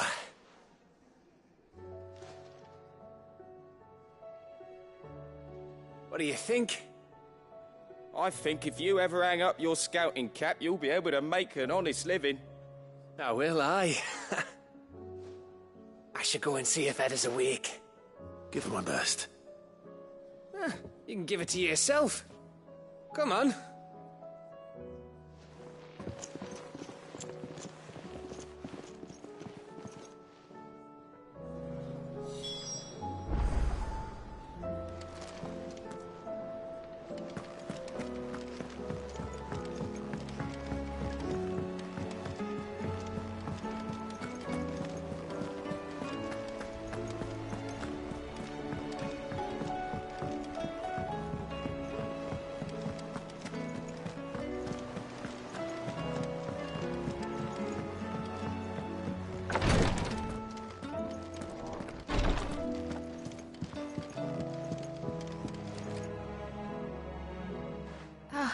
Me lords.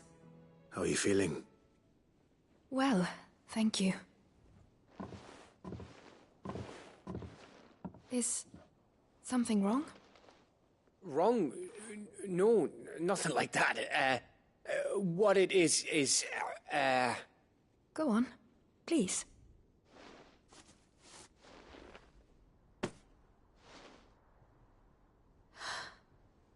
It's beautiful. Did you make it? We did. Aye. It's from all of us here at the Hideaway. Your new family, like. It's a good luck charm. We may come up north when a band's on the way. I mean a baby. To let him know that they're part of the family too. Oh, I hope you like it. I don't know what to say. I thank you, me lords, for everything. If there's anything you need, just let us know. I will. Clive, fancy a swift off? I'm thirsty. I could be convinced.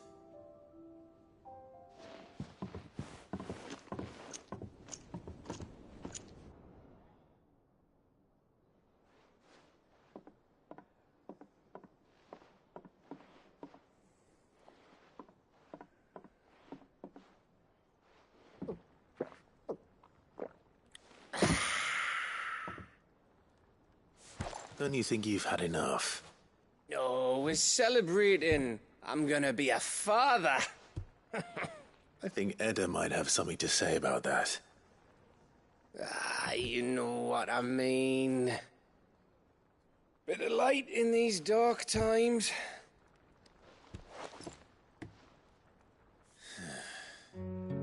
Wasn't long after me 10th name day. My mum told us she was with child again. I was over the fucking moon. I was looking forward to having a little one to lord it over, what with me being the runt of the litter. Thought I'd finally have a chance to prove to the world that I could be a big brother. Imperials came the day she went into labour. Had myself a baby sister. And then I didn't. My whole family gone in a blink, while I hid in the cellar like the spineless little arsehole I was. Great brother I turned out to be.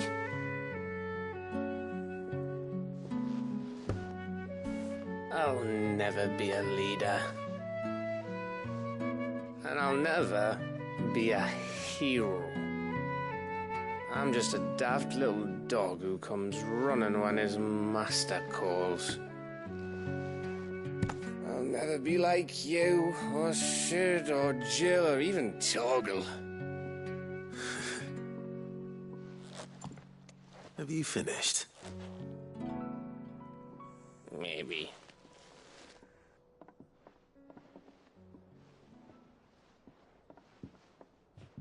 Do you know why you're our best scout?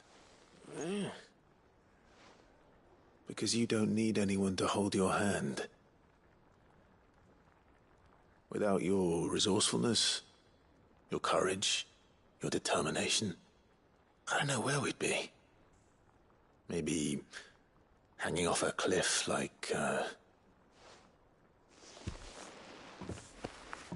That was only the once. Exactly. You learned from it. And here you are, after Founder knows how many missions, stronger for everyone. And let's not forget Rosalith. Who was it who freed me from the dungeon? Who was it who ran to Jill's rescue? That would be me. Because you're our brother, Gav. My brother.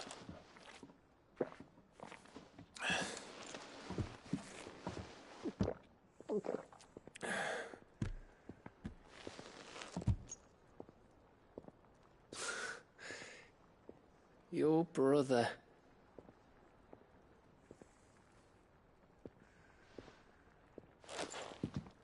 Which means that when the time comes, I get your room. And your sword.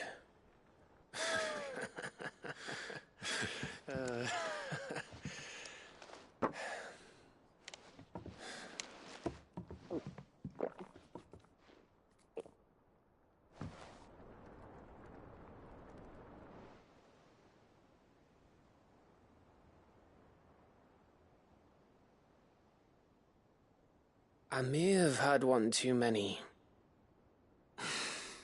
you may have had 10 too many. I said I was thirsty. Better get back to work anyway, after I walk this off. Clive? What is it? Thanks for, you know. I know.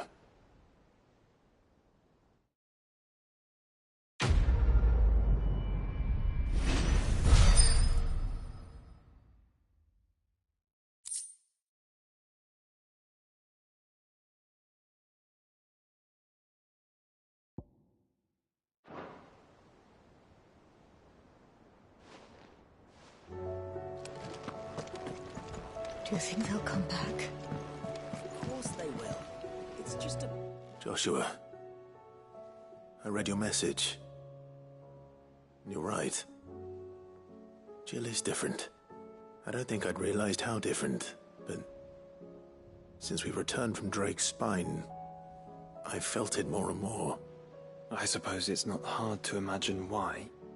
She doesn't think she belongs anymore. And that's why we need to remind her she is still one of us. To let her know that we still need her, now more than ever. That you still need her.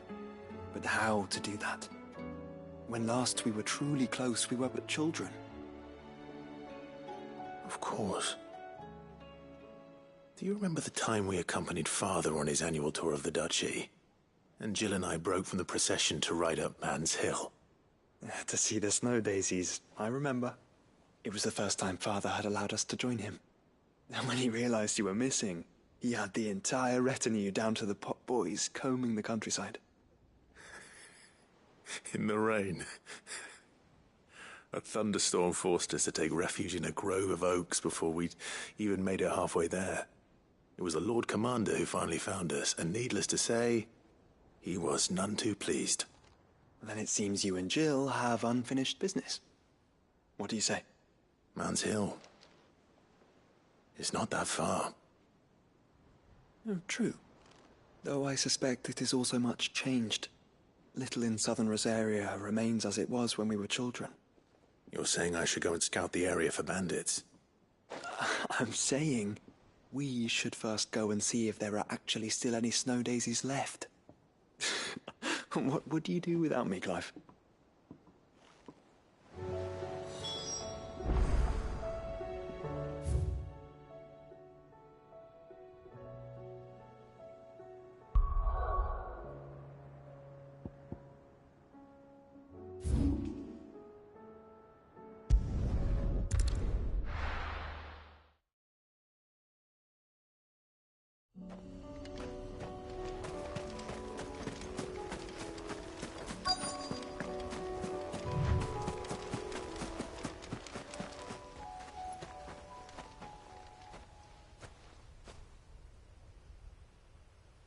This is the place, but...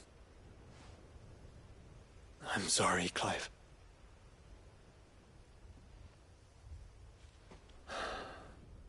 There's nowhere been spared. What do we do now?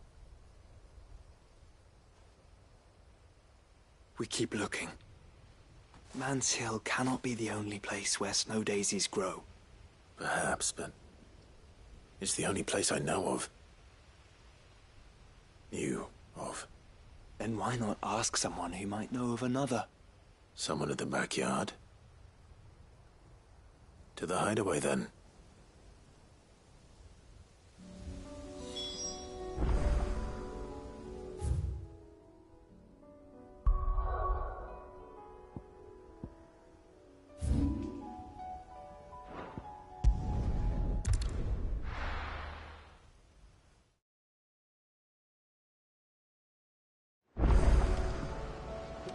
Let's hope one of the gardeners knows where to find snow daisies.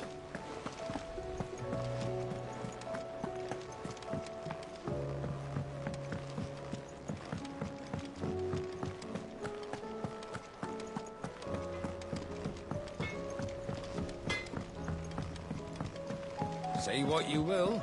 Lady Karen has seen...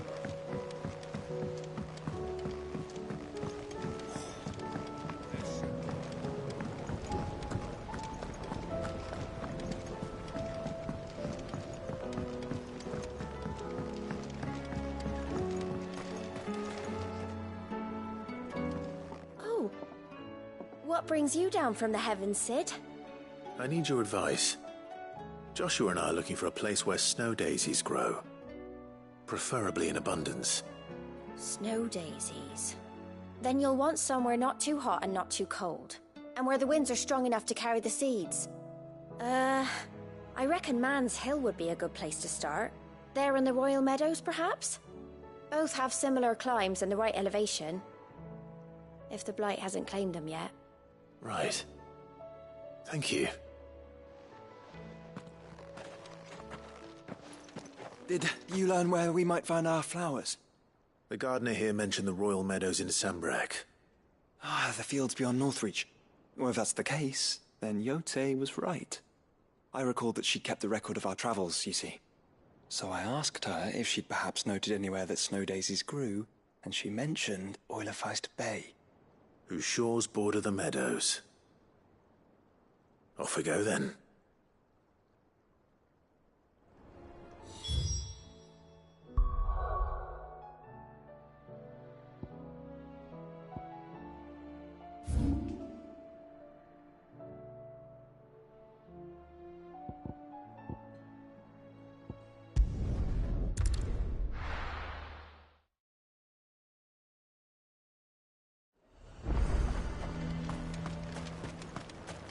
garrison is threatening to pull their sentries from the markets. I would speak with this Duke. Saw the captain just now.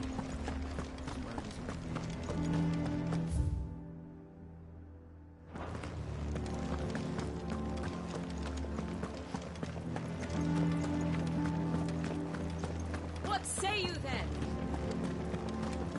If Felipe's gone, who's our new captain?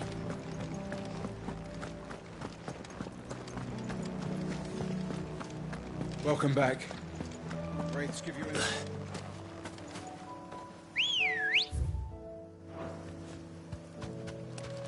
Let's go. Yeah!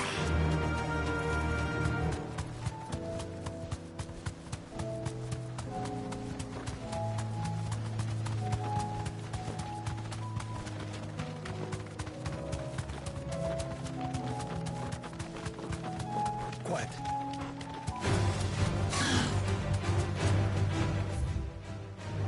The meadows are vast.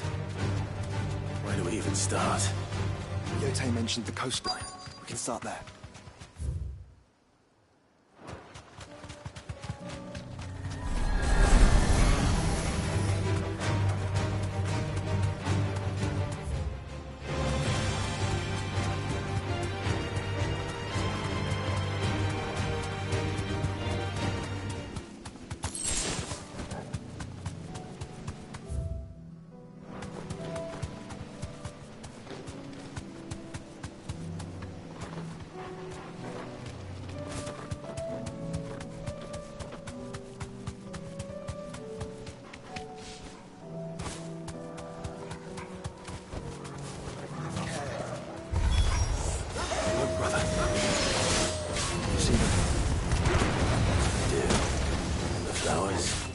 And our friends.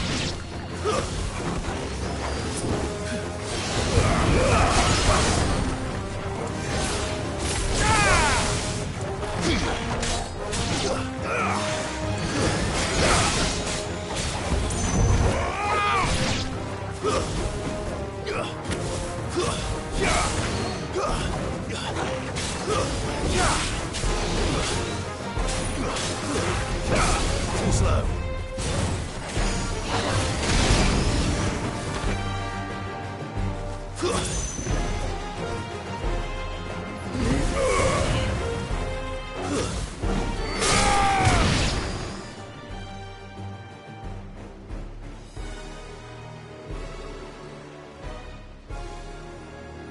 What do you see, boy?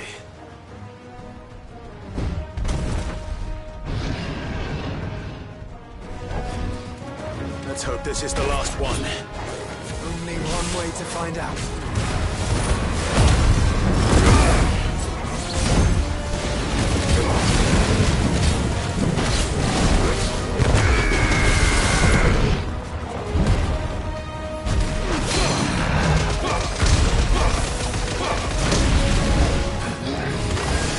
Fire and flame!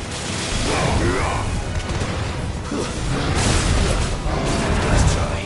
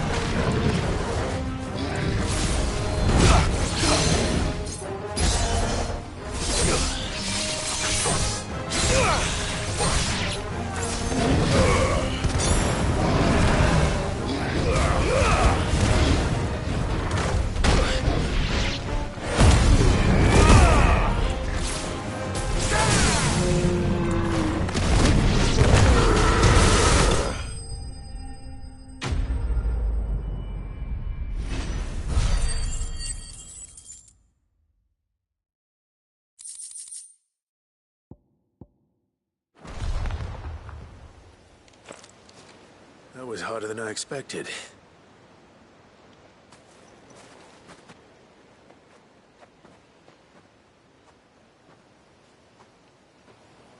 wonder. It was worth it. They're beautiful. Do you think Jill will like them? She'll love them. Come on. Let's go.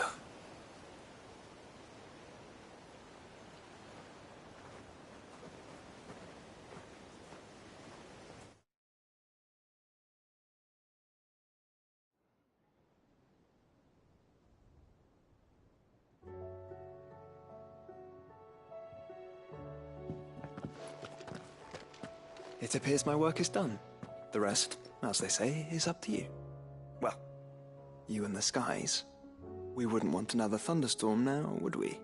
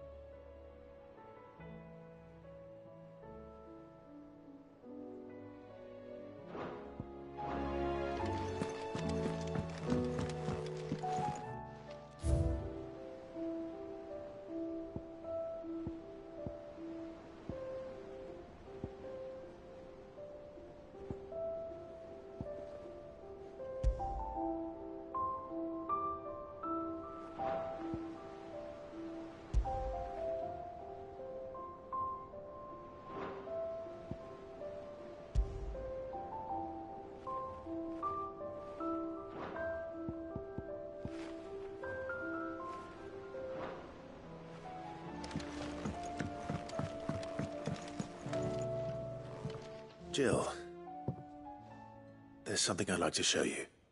There is? And where might this something be? It's, not here. Now, I know this is sudden, but how would you fancy a trip to Oriflamme?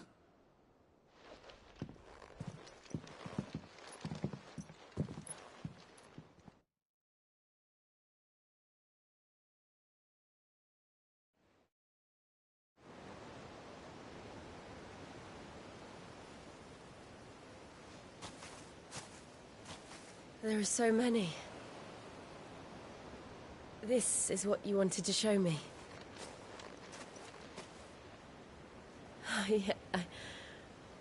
I don't know what to say. You don't need to say anything. The smile on your face is enough. We've been worried about you. Joshua and I. Do you remember when I took you to Man's Hill? Or tried to? How could I forget? You saw me crying and thought a change of scenery might lift my spirits. In the end, it earned me a nasty cough and a stern scolding from your mother. But I felt wonderful nonetheless. I'm sorry. I had no idea what I was getting us both into. But I couldn't bear to see you like that. Before we left, my chambermaid told me she'd overheard your mother talking about my marriage prospects with some of the noblewomen at court. They were debating whether it would be more profitable to marry me off to one of the high houses instead of saving me for the ducal line. No one thought to ask me what I wanted. I was nothing to them. A pawn at best. I felt so trapped. So lonely. I didn't know. But I wasn't alone. You were there. your hand in mine as we ran for those oaks. And I knew then, no matter what happened, I would be all right. I'll never forget that feeling.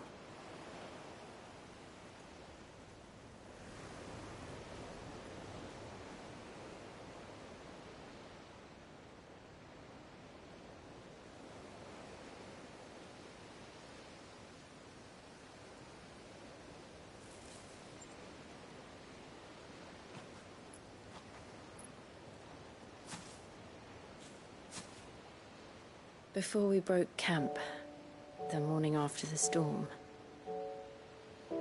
do you know what I did? No? What? I slipped away from my governess to climb the tor. And from there I saw a sea of petals, all reaching for the sun. And I realized that no matter how terrible the night, dawn would always come.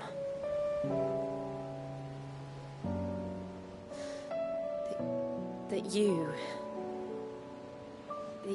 would always come for me. And you have. Again and again.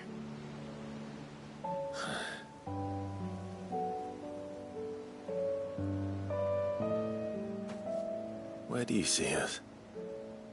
When all this is over?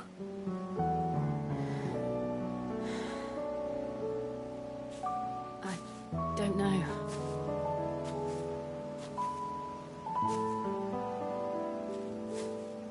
Not here, though. I think I've outgrown the twins.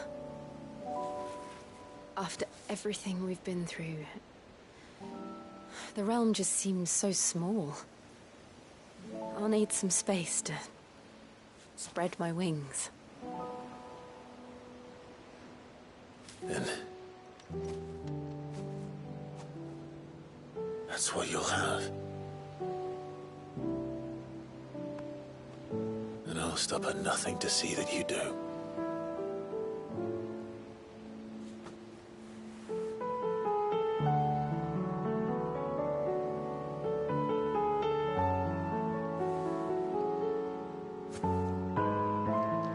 I never was much good at garlands, but it'll have to do. I'll treasure it forever. Thank you, Clive. For this, the flowers, for everything. It's exactly what I needed. You are my treasure.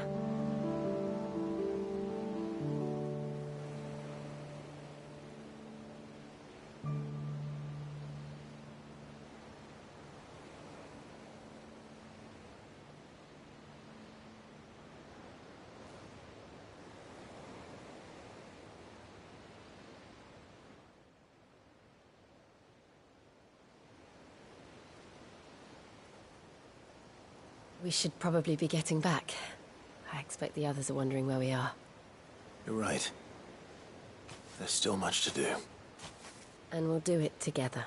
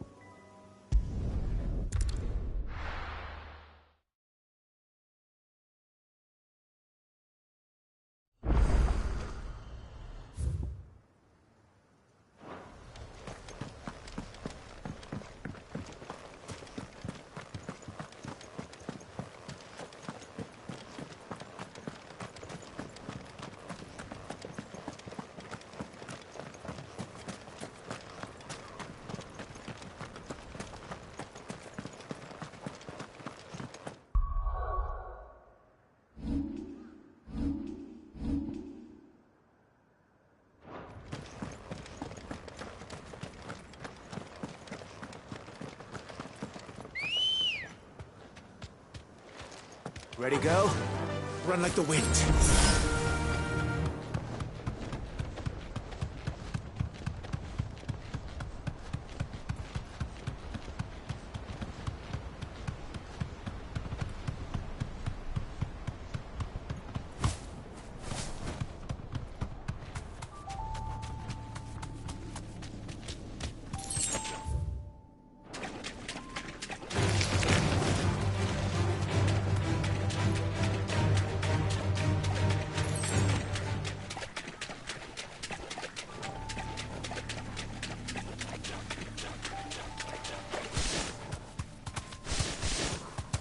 Purple flowers blooming next to a waterfall.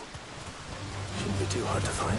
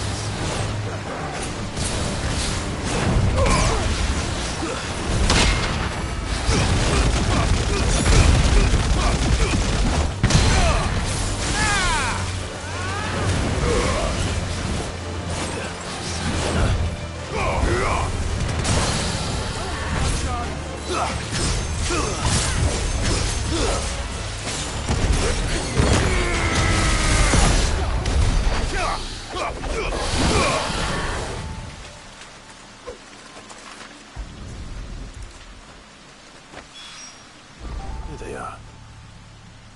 Might as well pick enough for a bunch, I suppose.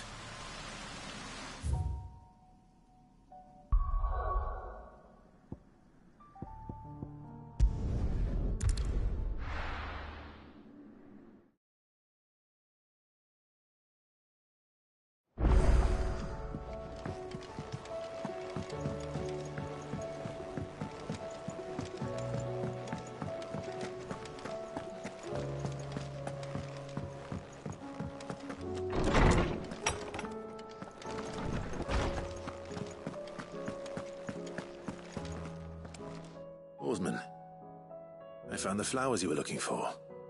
You did? I think I did.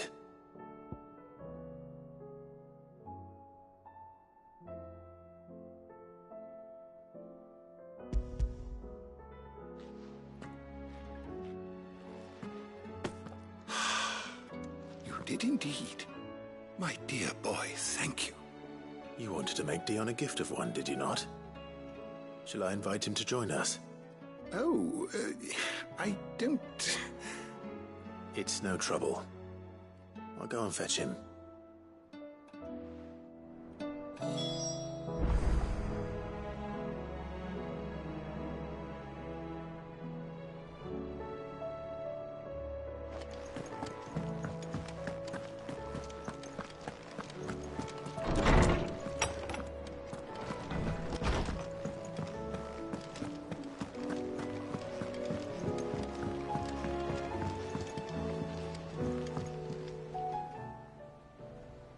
Your Highness, would you do me the honor of accompanying me?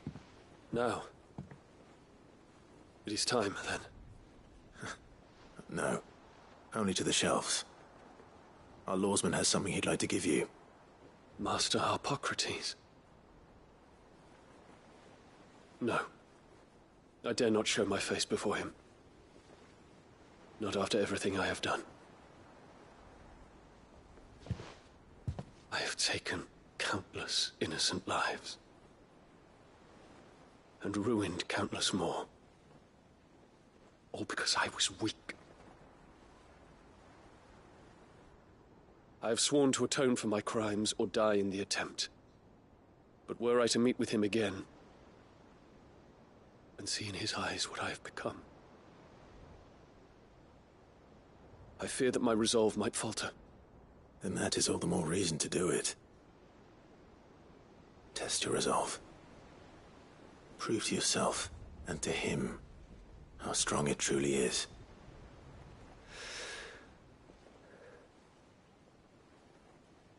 You are right.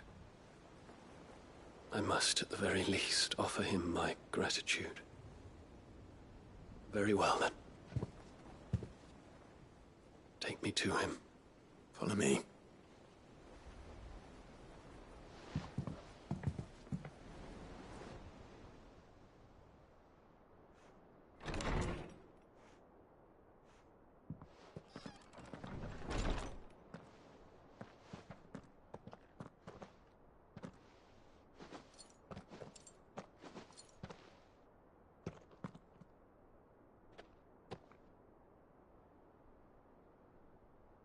Even now, I hesitate to approach him.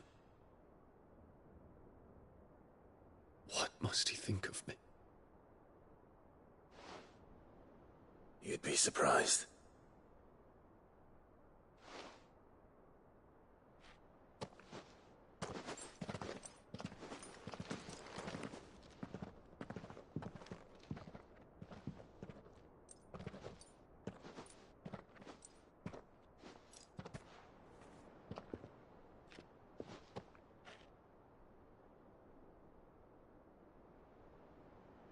Master Harpocrates, pray, accept my apologies for leaving your tutelage before my studies were complete. Your lessons opened my mind to a world quite unlike the one I had imagined from within the gilded confines of the palace. And I shall be forever grateful for the efforts you made to enlighten me. Lift up your head, Your Highness. The deeds of youth require no apology. That you took the time to visit me says much about the man you have become. Now, there is something I would like to show you.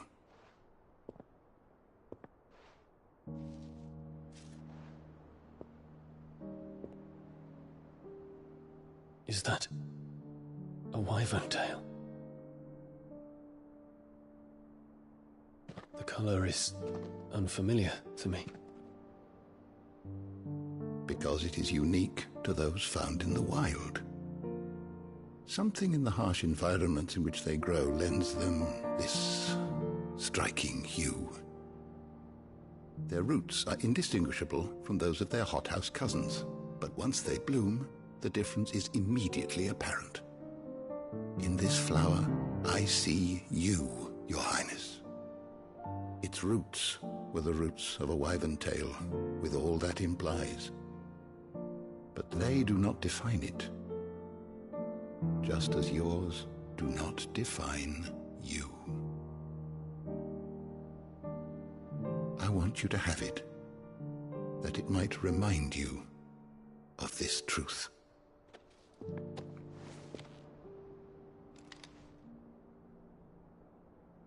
Master Harpocrates, I would ask of you a service. Keep your gift until I have fulfilled my duty to the realm, for only then shall I be deserving of it.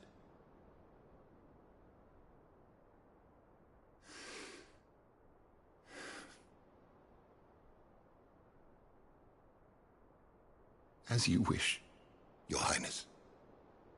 I shall await your return.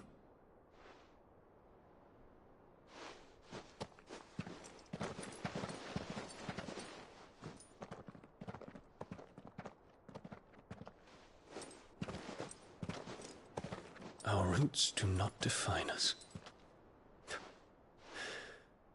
No wonder my stepmother didn't like him. For reuniting me with memories I had thought long lost.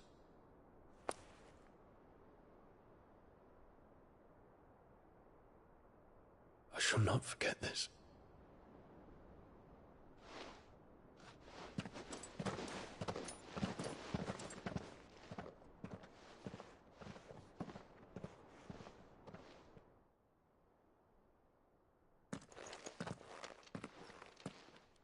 Thank you, Clive. Were it not for you, I fear I might never have found the right moment to speak with him. Not to mention the wyvern tales. I shall plant their seeds, that I might not disappoint His Highness upon his return. I hope the soil in the hideaway is to their liking. Why, these flowers bloomed in the bleak, black wastes of Waloed. I'm sure Nigel's yard will suit them to a T.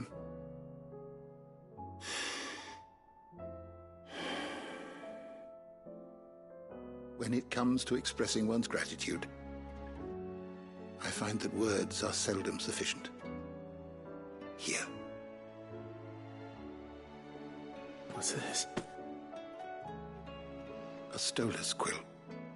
Or more precisely, my stoler's quill. 'Tis said that an owl's feathers are steeped in the wishes it hears over its long lifetime. All those words just waiting to pour out onto the page. So consider this my wish for you. That one day you may put down your sword and pick up that pen.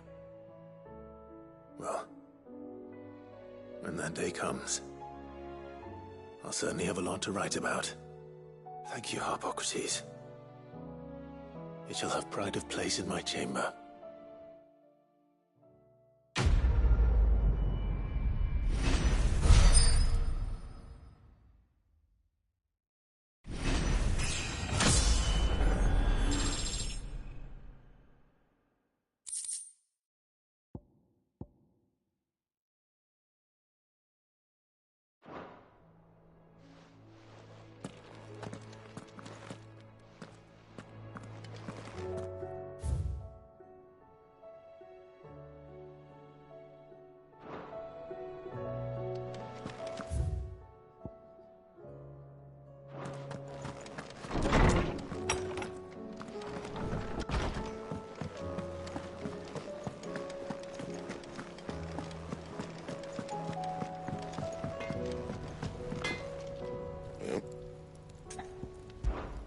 So, will it be?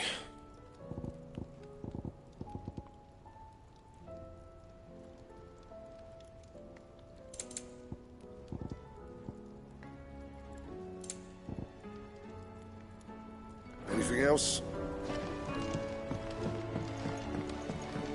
Say what you will. Lady Karen has seen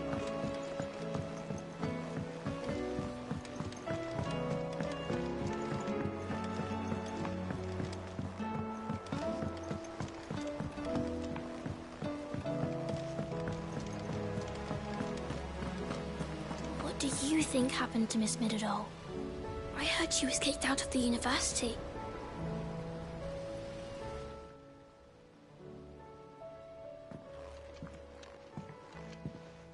Sid, you have to help us. With what?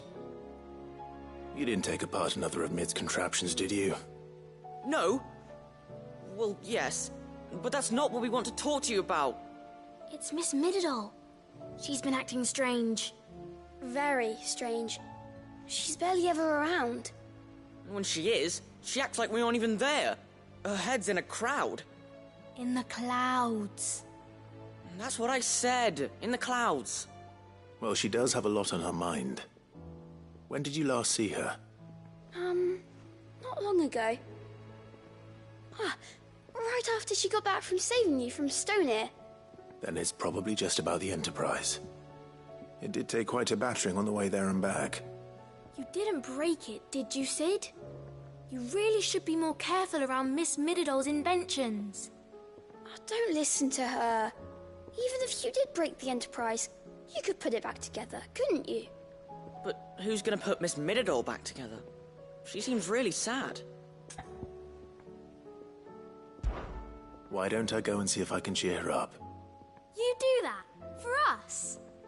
She's in her dungeon. Don't scare him. It's not a real dungeon. Thanks for the warning.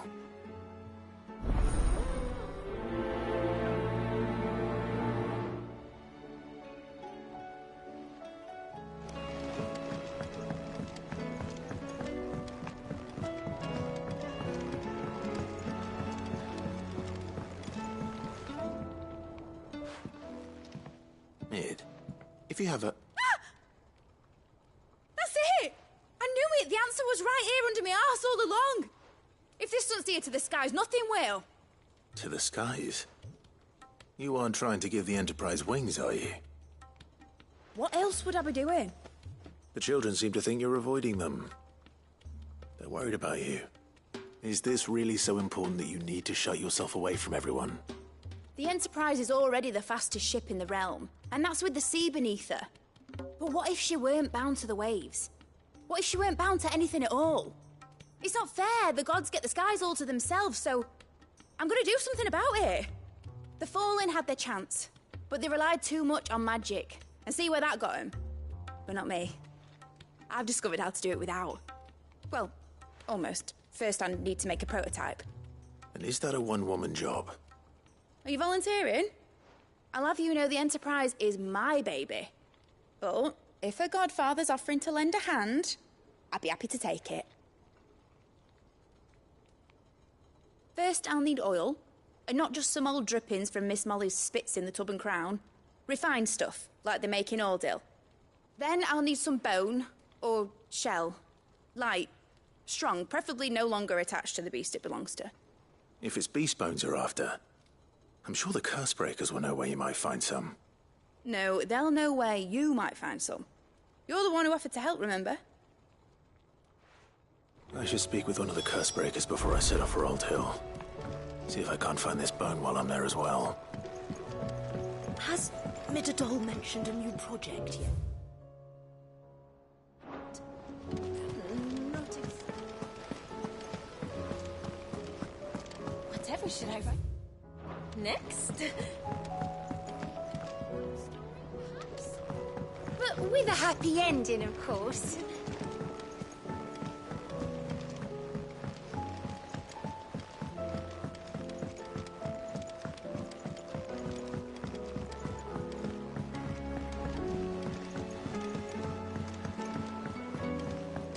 Say what you will, Lady Karen has seen our show.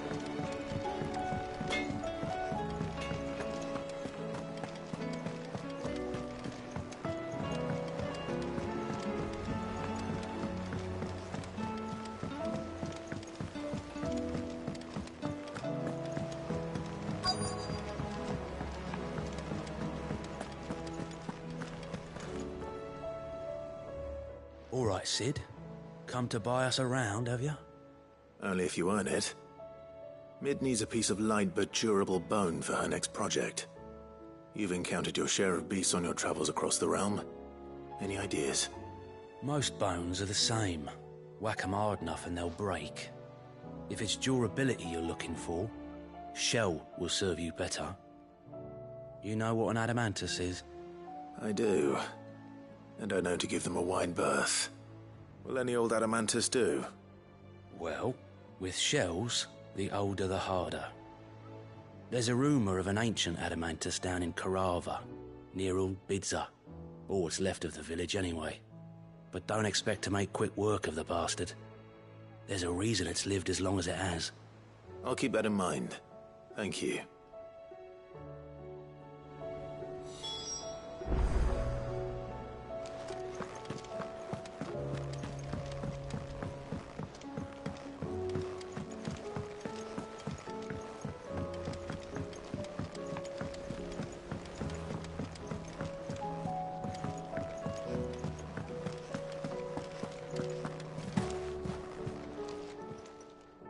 Clive. If you're gonna buy something, be quick about it. You're rubbing me blind, you know.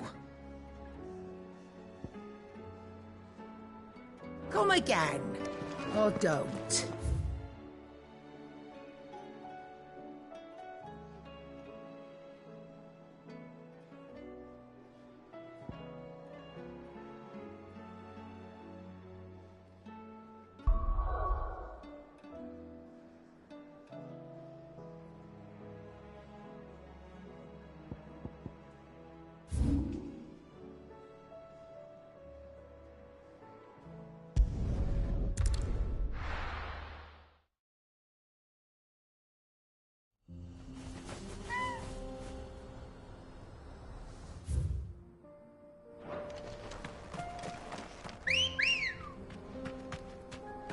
Ready, go? Faster!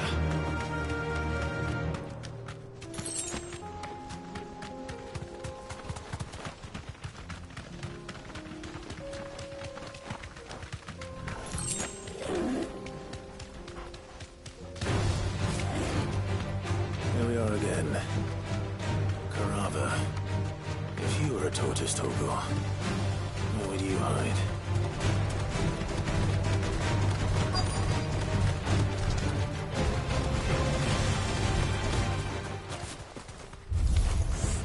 It looks like we found him.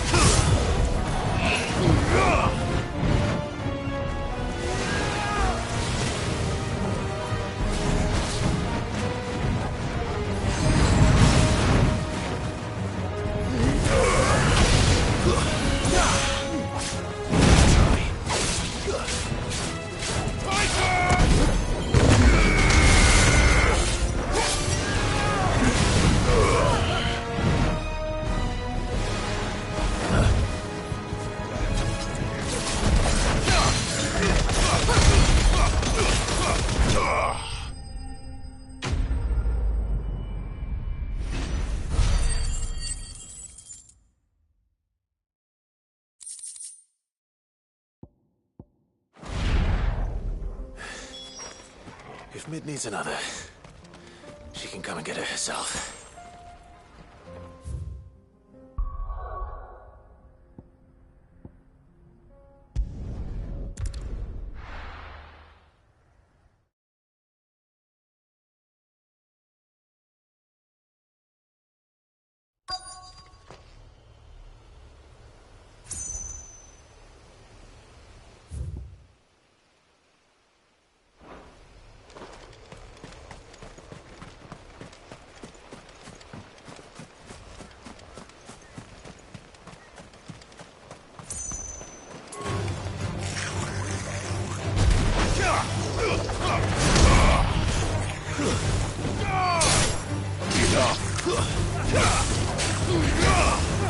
It's over.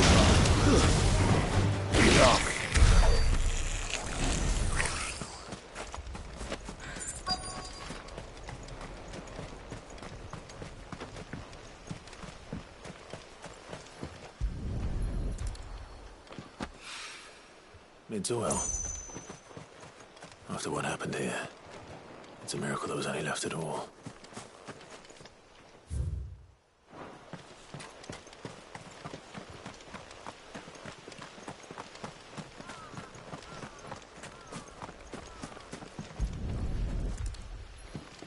I better get these materials to Mid so she can finish her prototype.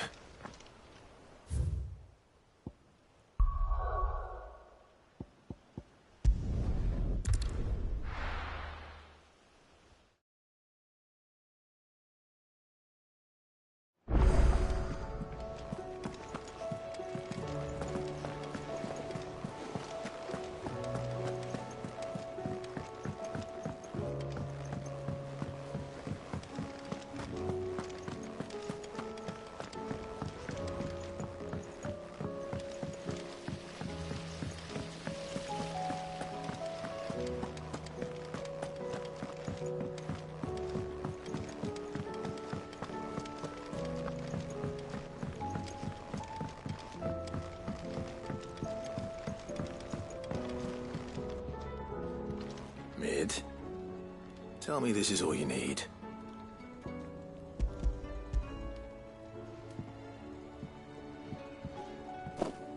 Aw, you make it sound like I asked you to save the world or something. Tell me this is all you need. It's most of what I need. After you left, I went over the figures again, and I realised I'd forgotten a 1 and a 0. And a cogwheel. Just a tiny one. Though, that's the problem. Gears that small are a bastard to make, and I may have lost the one Blackthorn spent a fortnight toiling over. wait. The children. When they took apart your scales, there was a tiny brass gear. Now that I think about it, they didn't use it when we put the scales back together. The young'uns? But why would the... You know what? I don't want to know. I'll keep working on the model. You go and find that cog.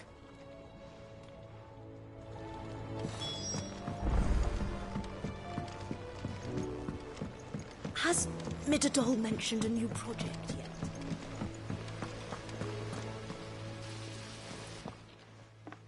Sid! Is Mid still hiding from us? She wasn't hiding. She's fine. She's just busy working on her next project. A new invention? What is it? What is it? Is it an airship? I bet it's an airship! Do you think she'll let us help? That just so happens to be why I'm here. She needs something special, something only you three can provide. A brass gear. A tiny one. One that might fit on, say, a set of scales? Oh, the one you forgot! We remember! We saved it, just in case. It's in the bag of bits. Since your lesson, we've been disassembling, then reassembling everything we can find. All the pieces that are left over, we keep under our beds, just in case. That's good to know. Look! I found it!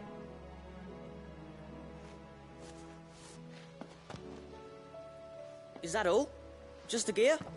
We have more parts if Mid needs them. That's all for now. But I'll let Mid know about your hoard. Just in case. Thanks, Sid.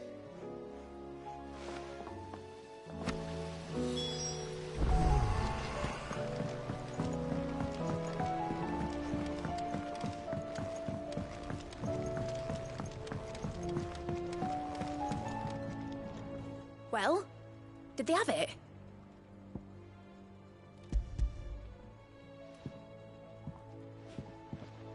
They did.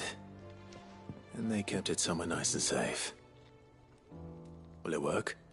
Will it work? It's perfect! You're a genius, Clive. What exactly are you going to use it for? Only the most important job of all. The wings aren't going to move on their own. But with the right cog in the right place... Well, you just wait and see.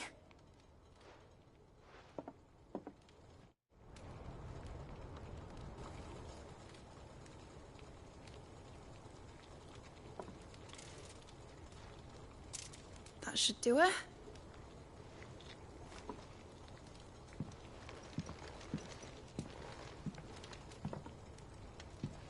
Here goes nothing.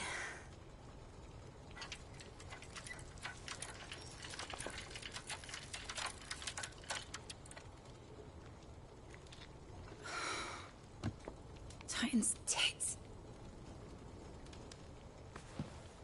It wasn't supposed to fly, was it? Of course it was supposed to fly. Wouldn't be much of an airship if it didn't. Honestly, these bloody engines are driving me mad. I was so sure this would be the day she soared. The mithril engine was made to make dreams come true. But maybe this is one dream the world's better off without. Show folk how to take flying. It won't be long till they're raining death down on each other. People will lose their homes, Children, their mums and their dads. Like I lost mine. I'm sorry. So am I, Clive. So am I. Sorry that I have to choose. Do I follow my head, or do I follow my heart?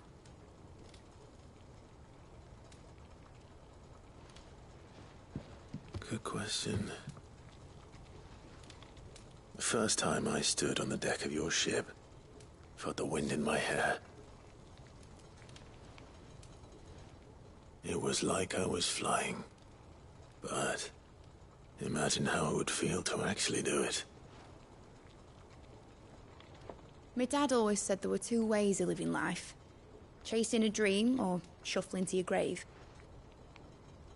And he were right. Right about a lot of things. Not that I like to admit it. People need dreams to chase. Especially in a world like this.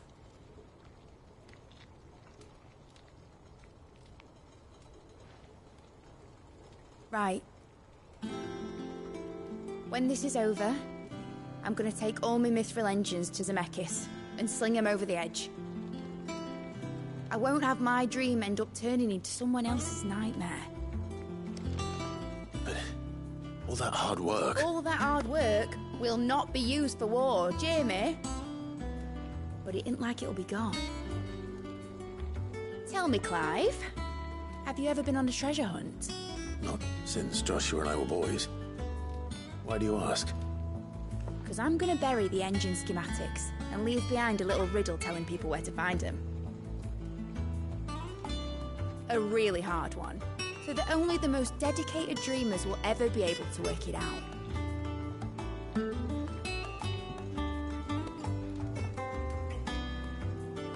Ooh, I can picture it now. Some daft general squinting at the words with a gormless expression on his mug. Like that one, yeah. Right.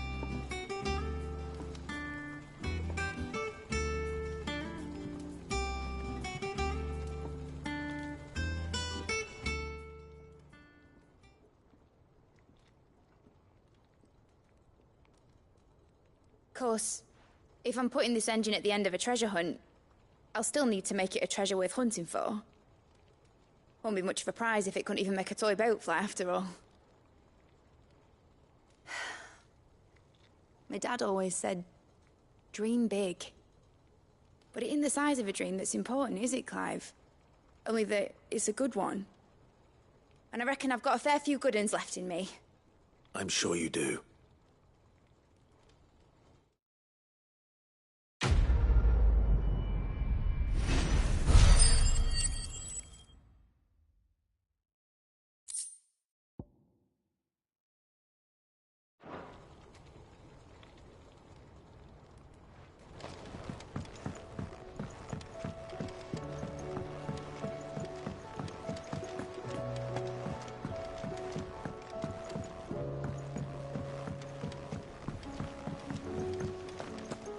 I will not let them be forgotten. Sid, may I have a moment? Of course.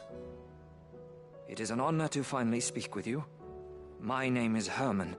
I've been with the Cursebreakers for some time now, and I wish to be deployed to Ash. Any assignment will do. No. The lands across the Narrow are too dangerous. I will not send good men and women to risk their lives needlessly. Why would you want to go back? I need to retrieve something. Something important. I was raised in an orphanage. The Badbach Conservatory. Or rather, I was held captive there. It was not a place of nurture. It existed solely to turn bearer children into mindless weapons. We were tortured until we feared no pain. Tormented until our hearts turned to stone, and few ever survived long enough to become tools of the last king. I can't imagine. I lost so many.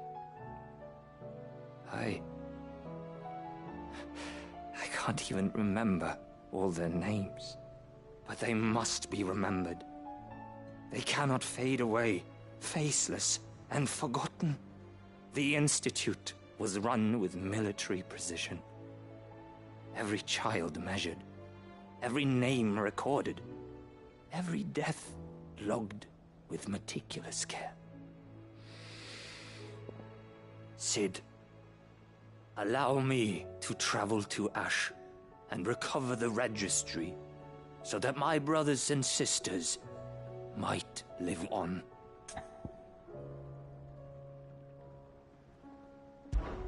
You were a good friend, Herman. But the fact remains that Ash is simply too dangerous. Sid, please. Even should it cost me my life. Too dangerous for you, Herman. But not for me. I'll go to Bad Bach and find the registry. You will? I won't let you risk your life. I don't know how to thank you. You can start by telling me where I'll find this orphanage. Vida Grace. Hidden in a forest, overlooking the plains. All right. I'll see what I can find there. May the mothers guide you.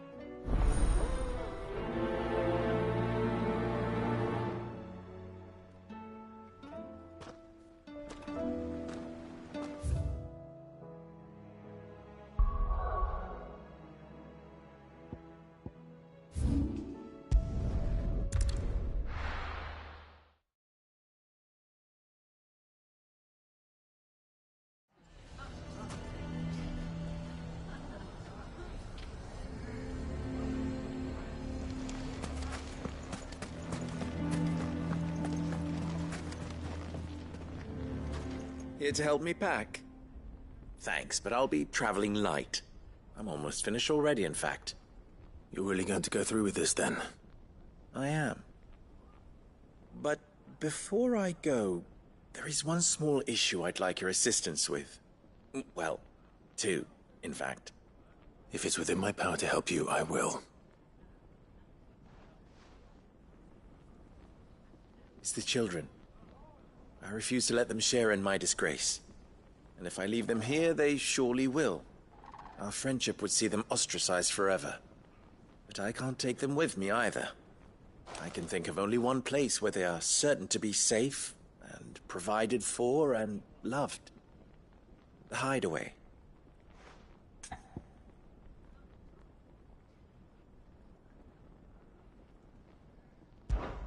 Of course. The children would be more than welcome. Thank you, Clive. I will not forget this. Lubor, are you still here? What is it, Ferda? You look pale. There's been a flood in the Velcroy, a damn big one. The League of Outlaws encampment was completely submerged in ether. What? Every last one of the bastards has turned. And they're headed this way. Bandits are one thing, but Akashic bandits are quite another. The town guard won't stand a chance against them.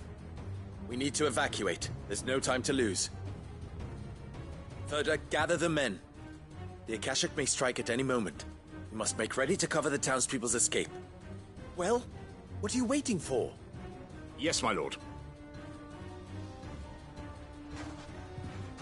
Clive, change of plan. The children stay with me for now. I need you to find Conrad and Natalie. Tell them to prepare for a full and immediate evacuation. Understood. I'll do what I can to convince everyone else. Wish me luck.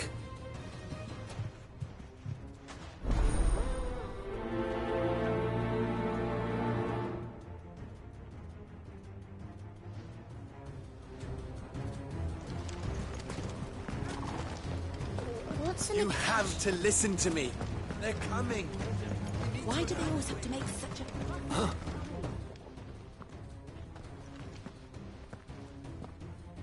Ah, it's you. What do you want, Lord Underhill? To pass on an important message. There's been an ether flood out in the Velcroy. The camp where the so-called League of Outlaws were gathering has been swallowed. They're no longer just bandits. They're Akashic now, and they could be here at any moment. You need to begin preparing for a full-scale evacuation right away. Oh, do we? And who was it who gave you this disturbing news, might I ask? Lubor, perhaps? The man spreading the same poison out in the square as we speak. You may believe his lies, my lord, but we know better. But why would he lie about something like this? Some twisted attempt at revenge, perhaps. If he had not been unmasked, he may well have been elected our leader. A great honor for one of his kind. One he might well feel aggrieved at having been denied. Lord Underhill, forgive me, but it has become all too evident where your sympathies lie. Lubor cannot be trusted, and neither, therefore, can you. You may not trust me, but for the sake of your people, ask yourselves if there is any chance that this is true. There isn't. You can be certain of that. Now be off with you.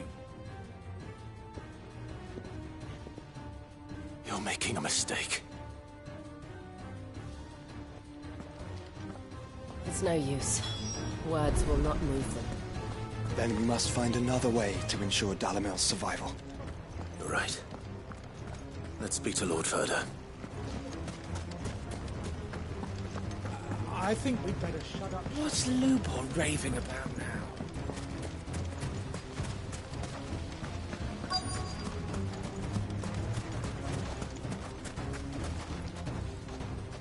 Lord Ferda. Sid, what's wrong? I went to warn Conrad and Natalie about the Akashic, but they wouldn't listen. They've convinced themselves that nothing Lubor says can be trusted. The bloody fools. Which means the town guard can't be counted on for support. But I can. If there's anything I can do to help you defend Dalamil, you only have to ask. I appreciate it. Sid! Ferda! I've been looking for you everywhere. Victor? I thought you'd left. I couldn't abandon a friend in need. And Lubor is in need at this very moment. Come quickly.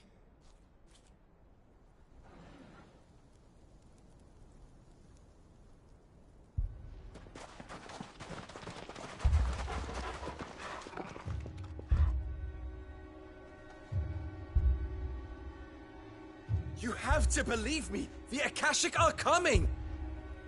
They don't eat, they don't sleep, they don't tire, and they don't care who they kill. They're unlike anything that's come before. There will be no parley, no mercy granted! We may have saved the town once, but this is different. I do not ask that you forgive me, but please believe me. If you do not run, you will die. You will all fucking die!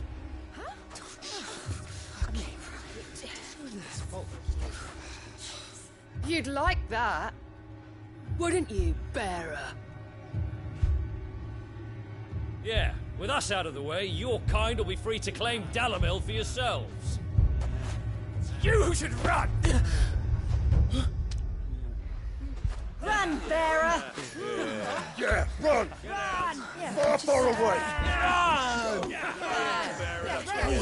Just go on! Yeah. Yeah. Yes! Go! Come on, then. Go on! Just go. Lubor. Wait. Someone's coming. Go. Come on. Stop! You're hurting him!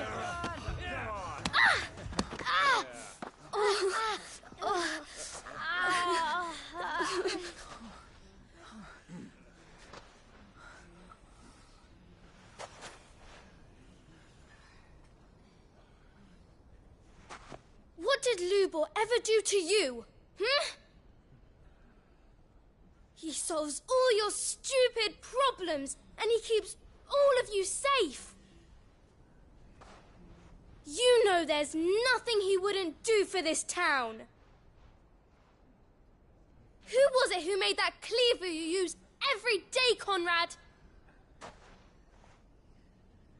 And what about your counting table, Natalie?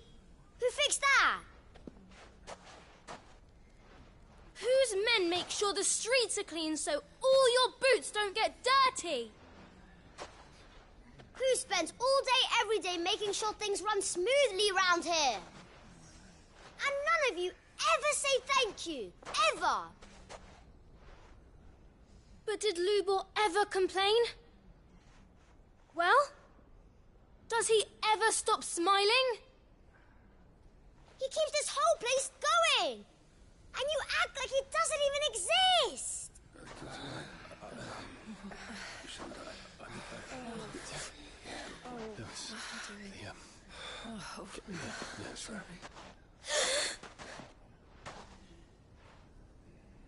Lubor, we have heard enough. Wait! We will not run. The town guard will not abandon the very place it is sworn to protect. And I will not give up for lost the stores that we labored so hard to fill.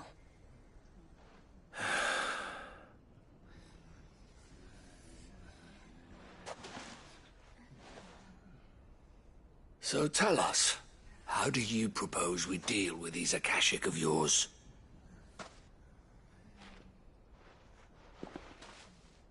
We won't run, but we will fight.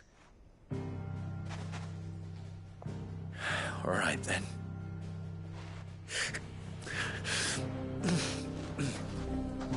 Fine.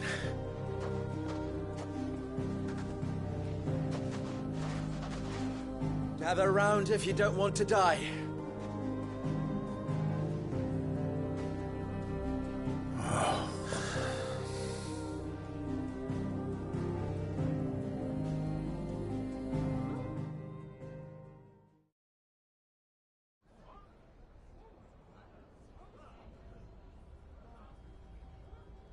Allow me to explain the situation. The ether flood occurred near the village of Cheratina, deep in the Velcroy. The place had been abandoned for years, until the League of Outlaws decided to make it their base of operations. Now they're all turned, and if the scouts' reports are correct, heading in this direction. They are mindless monsters, driven only by hate and rage. And they are utterly unpredictable. With the bandits, we at least knew how and where they were likely to attack. When these creatures come, Dalamil will have the bitterest fight it has ever faced on its hands. The town guard will muster at the north gate. The rest of us will take the south. Both forces will provide men to serve as scouts and messengers, ready to spread word of the size and nature of the Akashic force as soon as it is spotted. And as soon as it has been, we will converge on its position and see that it is driven back from Dalamil at all costs. Conrad, can I count on the support of the town guard? Always. I leave the selection and coordination of the messengers in your hands, Victor. And the command of our men in yours, Ferda. If you would both be so kind. Consider it done. As you wish. Natalie, I would ask that you and your people have the townsfolk barricade themselves inside the bathhouse. And tell the merchant not to waste time securing anything beside the essentials. Preserving life is our one and only concern. As long as we survive, it doesn't matter what trinkets we might lose. Our riches can be regained. And if anyone doubts that, let it be known that the Briar's Kiss stands ready to cover any losses. Very well. I shall tell them. Where do I fit into this plan? Where else but the most perilous place of all? I would like you to travel to the home of our erstwhile League of Outlaws, Cheratina itself. The main host is most likely still there, and Dalamil will not be safe until it is eradicated, root and branch. A little gardening. How pleasant. I doubt it. I have a feeling these weeds will be particularly stubborn. Luckily, so am I. So you are. All right then, we all know what we have to do. Now it's simply a matter of doing it. For Dalamil.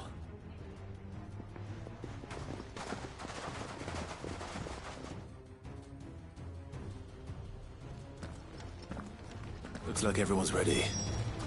I'd better not keep them waiting.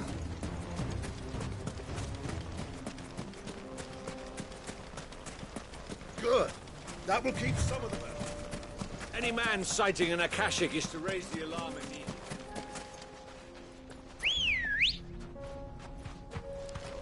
Come on. Faster!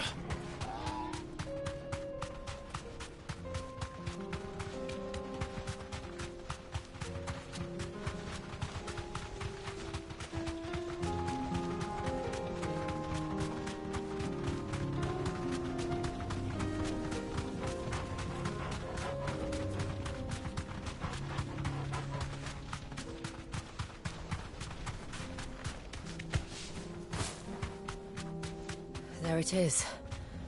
The flood. But what's waiting for us inside?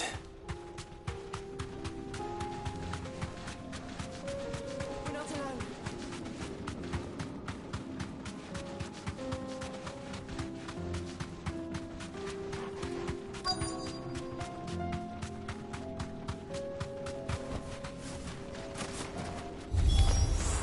We can't leave a single one alive.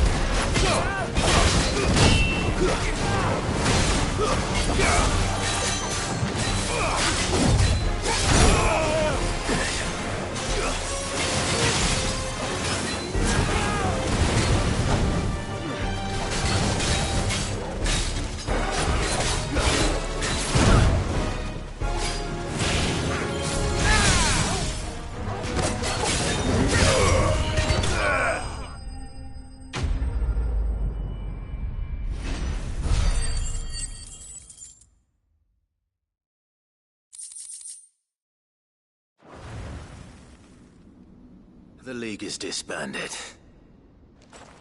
I should get back to Dalamil and see how the others fared.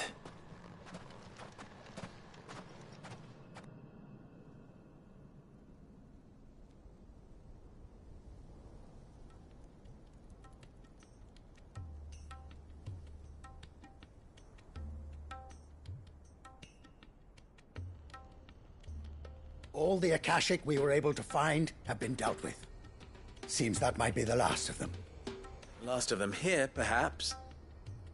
Lubo, Sir Clive has returned. Clive! What news from Charatina? It's done. Root and branch. I knew you wouldn't let me down. Thank you, my lord. Friends, the Horde has been driven back. The Akashic have been defeated. And we need not fear the arrival of any more, thanks to Clive. Victory is ours. We bloody did it! We saved Dalimil. Lubor, allow me to apologize. After all you have done for this town, we should never have doubted you. But we did. And for that we are truly sorry.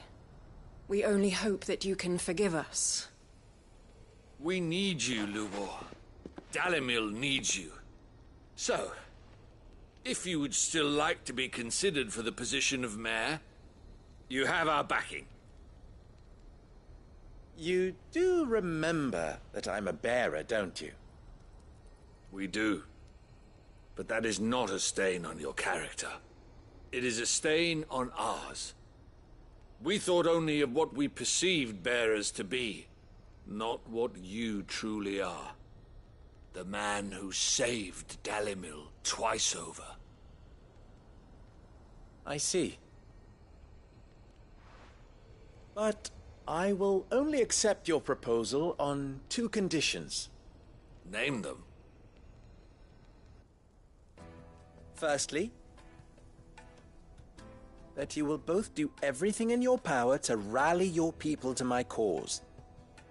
If the Town Guard and the Merchants League do not accept my leadership, it will be doomed from the start. Unity is the key to defending Dalimil, and I do not doubt that we shall need to call on our combined strength again. When that time comes, I will expect us all to pull together, just as we did today. Of course. You have our word. And secondly, you will accept that if I am to lead you, the mistreatment of bearers must end here in Dalimil. Any bearer within our walls shall be afforded the same rights as any other citizen. They will not be judged by what they are, but who they are. As we failed to do, and came so close to losing everything. We agree to your conditions. And we have only one in return. That you continue to work for the good of Dalimil, as you always have. Condition accepted. Well then, it seems my mayorship is all but confirmed. Do I get some sort of special hat?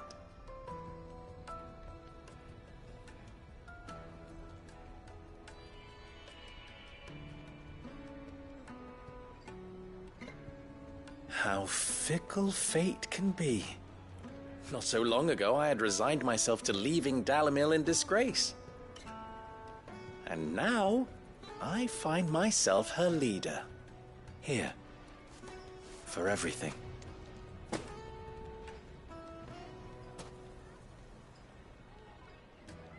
Lubor. About the children. Fear not. You are, of course, relieved of your responsibility. I would sooner face another horde of Akashic than see them brought up as outlaws. I'll make sure they're safe here.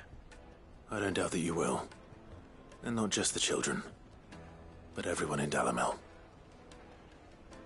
I'll do my best. Can't have all your hard work going to waste.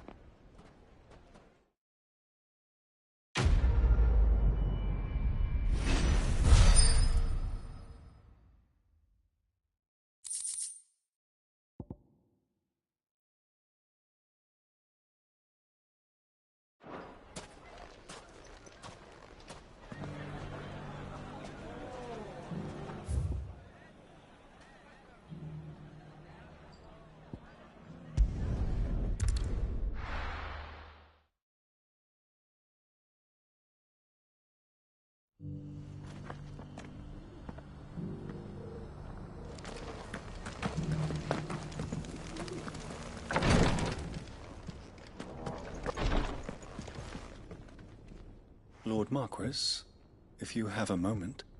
What is it, Cyril? One of our brethren lately journeyed across the strait in order to pursue a new avenue of inquiry in our ongoing investigation.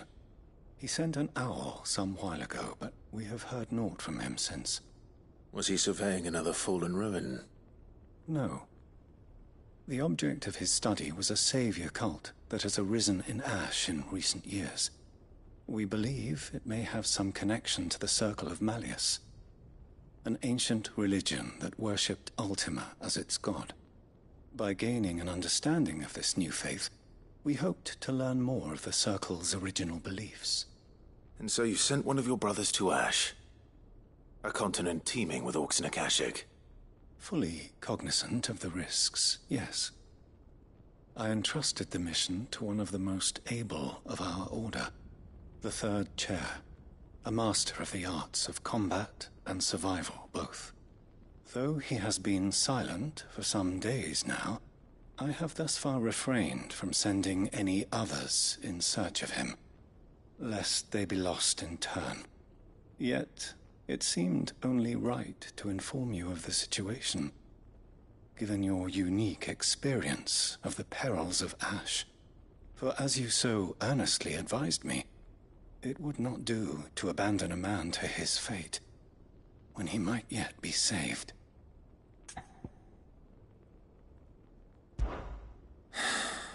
It would not. But Ash is a big place.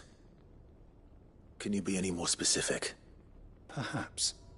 The last owl I received from him mentioned a village where he had heard the cult were wont to assemble.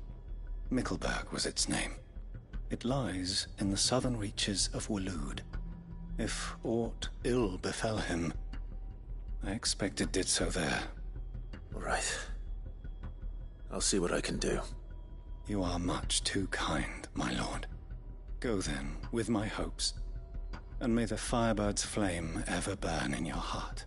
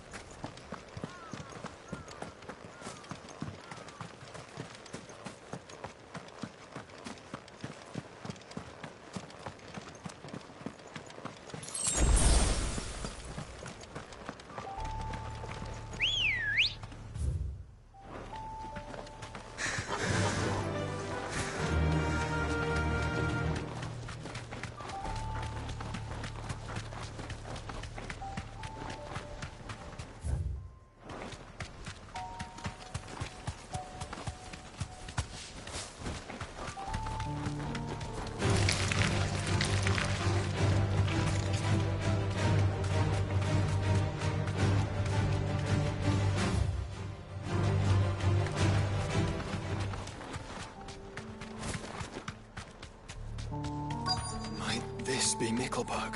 Straight home now.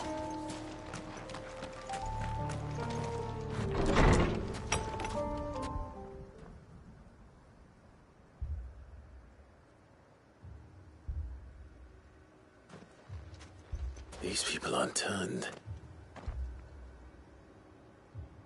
And the village seems safe enough at least.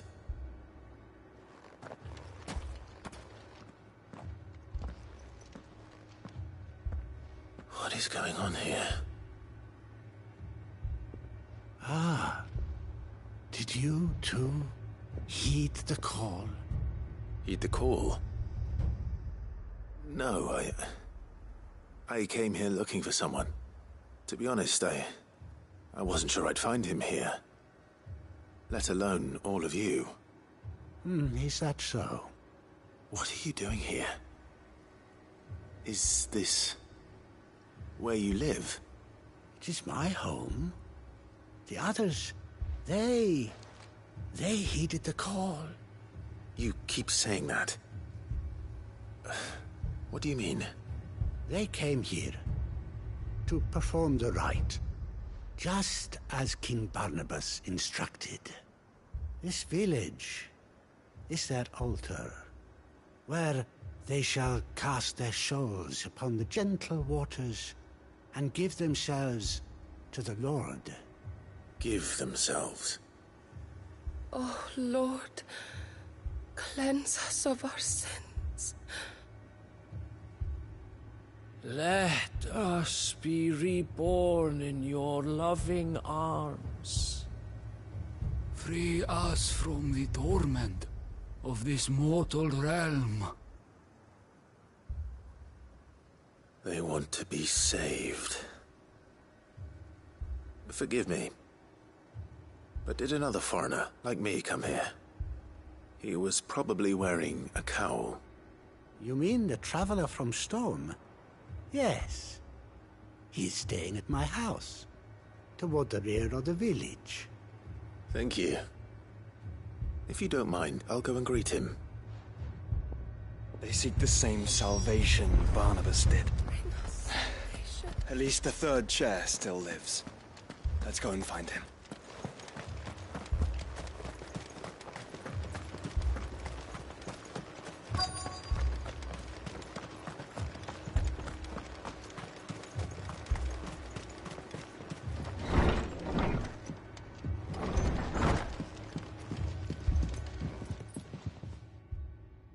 Excuse me. Are you with the Undying? I am. And so it would appear, are you? Lord Rosfield, if I am not mistaken. That's right. And you must be the third chair. I am. Cyril was worried for your safety. He sent me to find you. Then I must apologize. I did not mean to trouble the bearer of the burning quill. Much less you, my Lord Marquis. He said that you had failed to report. Is there a reason for that? I came here to study the followers of this new faith. But the more I learned of them, the more my own faith began to falter. You have seen them at their prayers, have you not? They devote themselves to the veneration of their Lord with a fervor I have never seen before. Praying night and day that they might be rid of their wicked wills and reborn in their Saviour's light. Not that they might be granted respite from their worldly woes, but so that they might continue to serve him. Serve him with all of their beings. I, too, swore to devote my life to the service of my Lord and Master, but this... 'tis different. It is more. And so I would see it through to the end. See these people safe, that they might achieve their dream. That they might do their duty to their Lord. Even if it should keep me from doing my duty to mine. You do understand what their dream is, don't you? I do, my lord.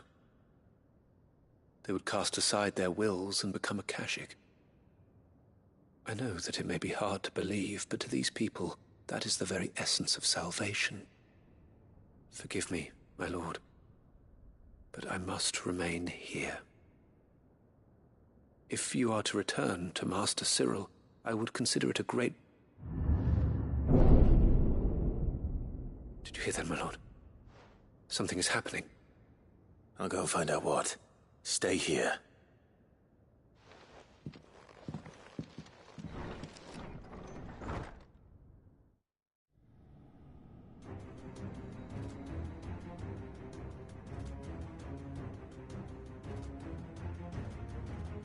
An ether flood. Oh no. There must be something I can do.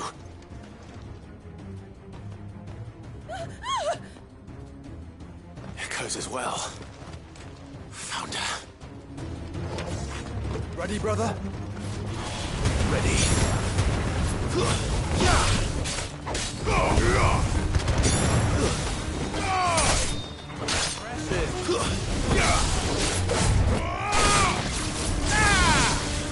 Titan!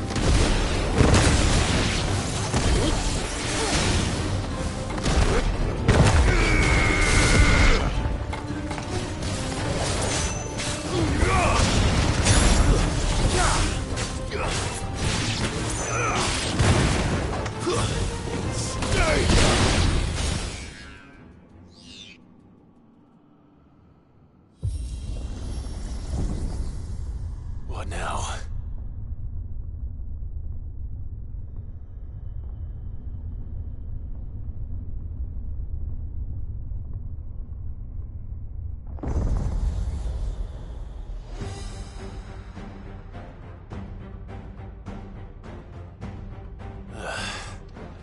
We meet again. I've killed your kind before.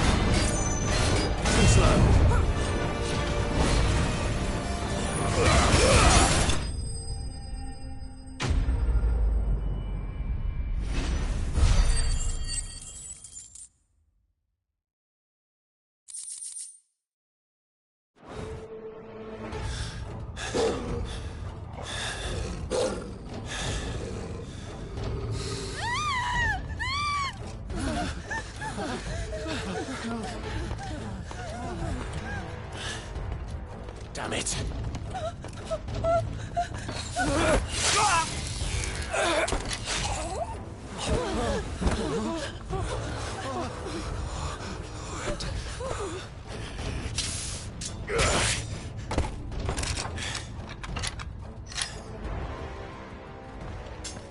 Don't you die. Come on, speak to me. I had to save them, that they might have a chance to find true salvation. By devoting themselves to the service of their Lord. Just as I did when the Undying plucked me from the gutter and gave me a cause to believe in. A duty to serve was everything to me, and I would not deny them that fulfillment, even if they must become a Kashik in order to achieve it. Forgive me, my Lord Marquis. I did not mean to trouble you with this. My findings. Could you deliver them to Master Cyril for me? Of course. Your duty will be done.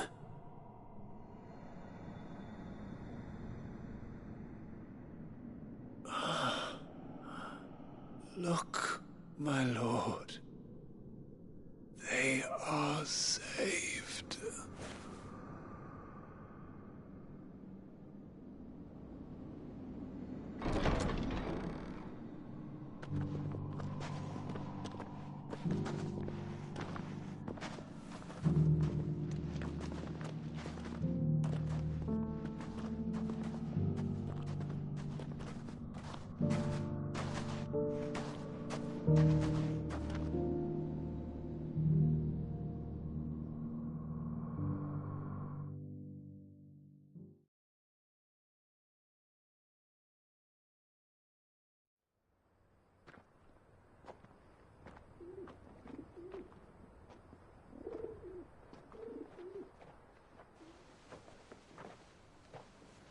They are saved.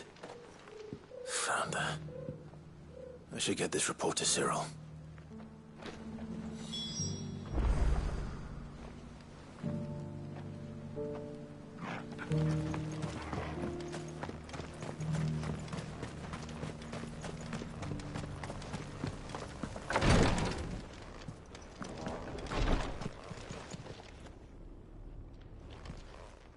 My Lord Marquis, welcome back. I am glad to see you hale and whole. I met with your third chair, Cyril. He bade me deliver his findings to you.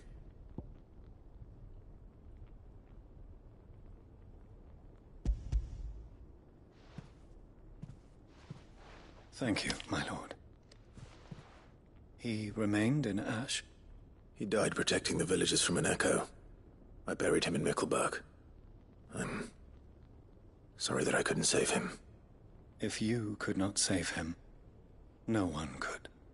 The villagers, they were believers in this savior cult. They prayed to their god that they might be unburdened of their wills. Then an ether flood came, and their wish was granted. Your brother sacrificed himself that they might live, even knowing that that life was death by another name. Then he perished defending liberty. A hero's end. For the right to choose how one dies is no less sacred than the right to choose how one lives. Sid would agree. He wanted to build a world where people could die on their own terms. A noble ambition. To die for one's cause is the most perfect expression of one's faith. It matters not how misguided others might judge one's decision to be. Only that the decision is one's own. We live according to the teachings of our order. We believe in them, we protect them. And yes, we die for them. For better or worse, that is our creed.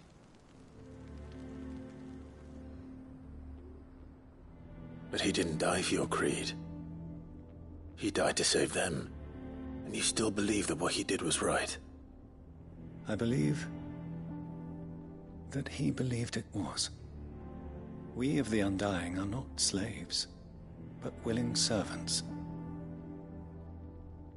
And this was his will, the ultimate expression of it. All right. I'd like to know this man's name, Cyril.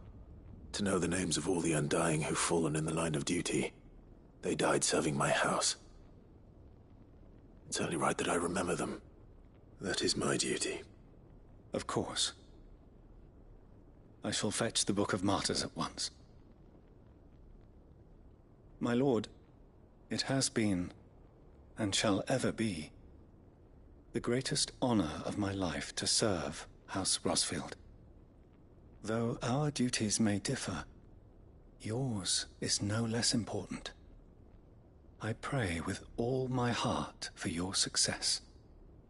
And were they here, I have no doubt but that every one of my fallen brothers and sisters would feel the same.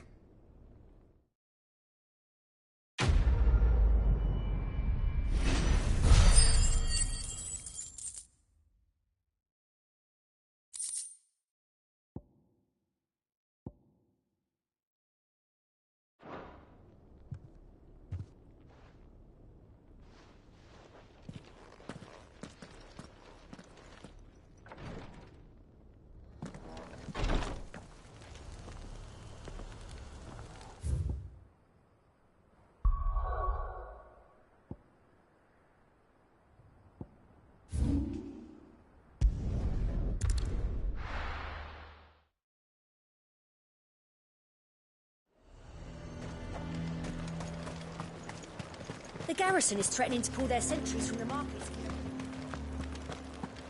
I would speak with this Duke. I saw the captain just now.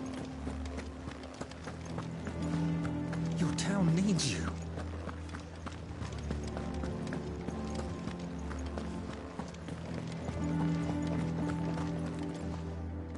Do you have a moment, Clive? What is it? It's the Duke, unsurprisingly. His Eminence has assumed full control of the garrison and put every able-bodied man to work on the fortifications. The town was left all but unguarded, so Philippe was compelled to form a citizens' watch to fill the void. And though my dear boys have been characteristically willing to assist him in this, they want for bodies. So I was wondering if you would lend them your strength, that the people of Northreach might sleep easier, if only for a few nights. Of course. Whatever you need. Thank you, Clive. What would I do without you? Philippe told me he had men stationed at... Where can I find the mistress of this establishment? Here, my lady. To whom do I have the pleasure of speaking? My name is Sabine, and it is my displeasure to be the daughter of the Duke of Oriflamme, who I understand is causing you and your town no small amount of trouble. I wish to speak to you about what might be done. Very well. Let us speak. I trust you'll forgive me, Clive. Absolutely. Our conversation can wait. Please, proceed. As you know, my father is a most overbearing and supercilious man, and I join you in objecting to his every action. Indeed, I owe you my thanks for continuing to argue against his reckless plans. Yet I fear he is not one to be swayed by reason. No. He must be made to face the consequences of his actions. And who would make him do this? I would. Myself and several other like-minded individuals. Were you to join us, we would surely have the strength to drive him from Northreach for good. Does that not seem a trifle... drastic? Drastic action is precisely what is called for. Unless you are content to see your people downtrodden and dispossessed. My father would have it that citizens exist only to serve the Empire. That they should be forced to make every sacrifice to ensure her revival. But he is wrong. It is not the people who must serve the Empire, but the Empire who must serve her people. He's always been like this. Scornful of the opinions of anyone he judged beneath him. But he cannot be allowed to ride roughshod over the common folk any longer. We must fight him by all possible means. Fight him? No.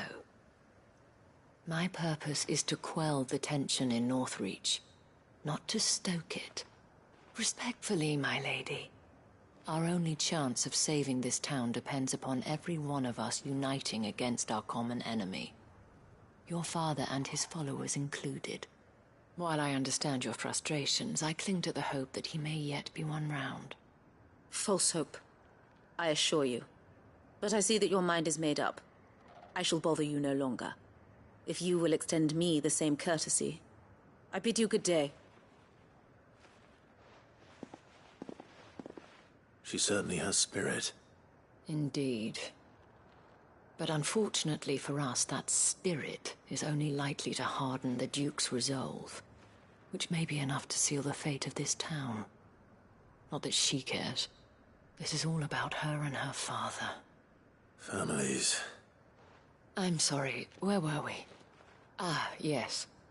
I was about to tell you of Philippe's plans for the town watch. But perhaps it's better that you heard them from him. I believe he's in the market, if you'd be so kind as to seek him out. Right away. It's just a pity I cannot join you. I'd like to see the two of you in action together.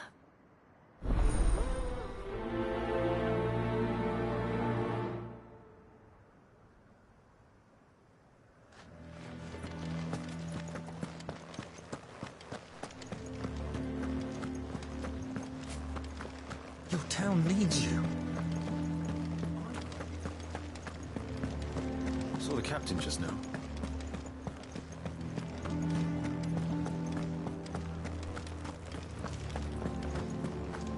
What does the dame have to say about it? So you are content to abandon the people? Please, I beseech you. If you are a true son of Northreach, you must fight to defend your home. That's exactly what I am doing, milady. Or trying to, at least. The land is crawling with fiends, and someone has to keep watch. Even when our true enemy is hiding in the garrison? Fine. You're not the only able-bodied man in Northreach. Thank you so much for your help.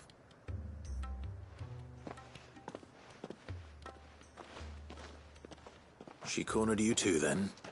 Could hardly get a word in edgeways. Like father, like daughter, eh? She made an uninvited appearance at the Vale earlier, hoping to convince the Dame to join her in fomenting rebellion. I bet that went well. Her ladyship seems to have a way with people. Anyway, what brings you here? Our mutual friend thought you might welcome some help. Oh, she did she? Right as always. In fact, you're just the man. We've had some reports, you see. Sightings of, you know what. They're back. Seems that way. All over, too. We haven't been able to confirm anything yet, but if you're willing, you could go and see what's what. Right. Where should I look? You know Grieger's Weep? One of the sightings places them somewhere on its shores. I'm on my way. Thank you, Clive. I'll look into one of the other sightings. Let's rendezvous back here later.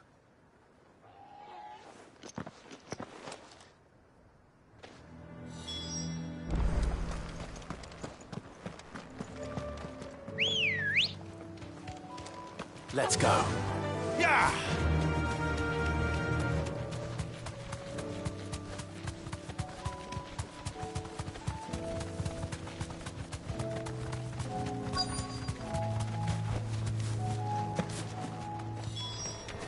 Damn it.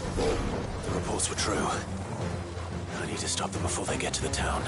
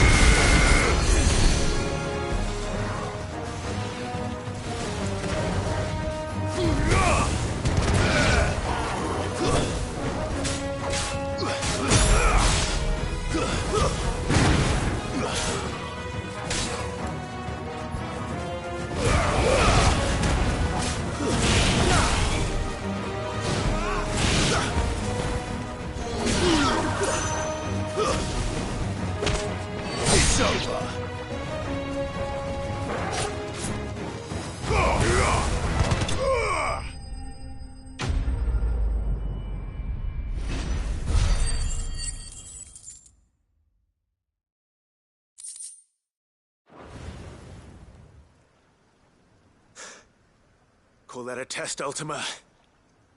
Clive, it's me. Are you all right? I am. But it seems the reports were true. The thralls have returned. I dispatched the few that I found, though. Well, that's something, I suppose. But what were they doing south of town? They all came from the north last time. We might be able to fend off an attack from one side or the other, but from both? Do you have eyes in the north? Some. I should probably go and have a look, though, just to be sure. You head back to Northreach. I want you there just in case war breaks out while I'm away. What do you mean? Her ladyship's been busy working her magic on the townspeople, stirring up ill feeling towards her father. She'll have her marching on the barracks if we're not careful. What? This is exactly what the Dane was afraid of. I'll do what I can to calm things down. Be careful out there, all right? Don't worry, I'm not like you. One sniff of those things and I'm running back to town screaming blue murder.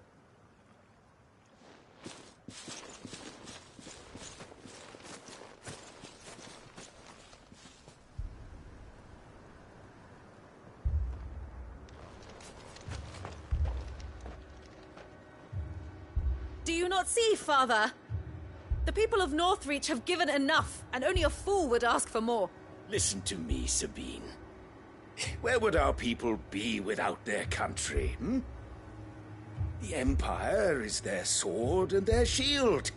It is she that ensures they can live without fear. And now she teeters on the brink. Without their sword, how will the people fight? Without their shield, how will they protect their kin? Can the unarmed stand against the advancing hordes? No. But there is yet hope. A new shield, a new sword. A new empire. We can rebuild Sandbreck, just as Great Grieger wills it. Perhaps we could, Father. But we don't want to. Not if it is built on the broken backs of the people. Please, let us not quarrel in the street. You must see that no good will come of this. Our fight is not with each other, but with the threat that draws ever closer to our gates. A threat that your sword has yet to rid us of, Your Eminence. You will hold your tongue, whore! You may have filled my daughter's head with your heresy, but I will not be corrupted. Corrupted? Your daughter's opinions are her own, as you would know if you had ever deigned to listen to her. At least I hope they are your opinions, and not posturing born of a family feud.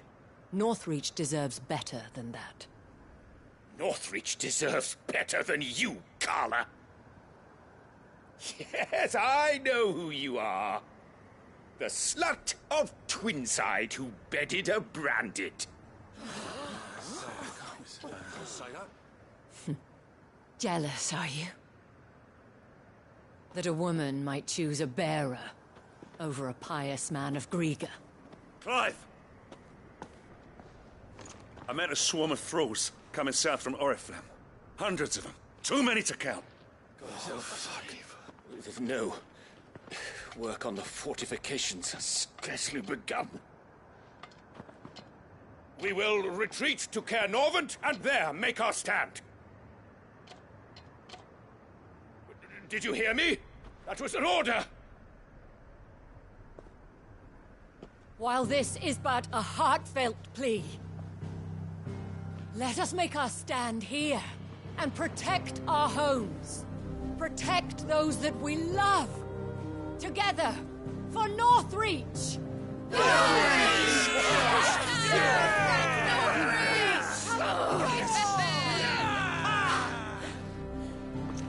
You heard the dame. What are we waiting for? Pikemen to the gates. Archers to the roofs. Quickly, come on!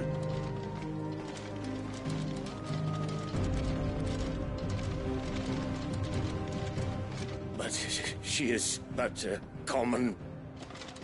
whore, yes. And we'd follow her to the gates of hell.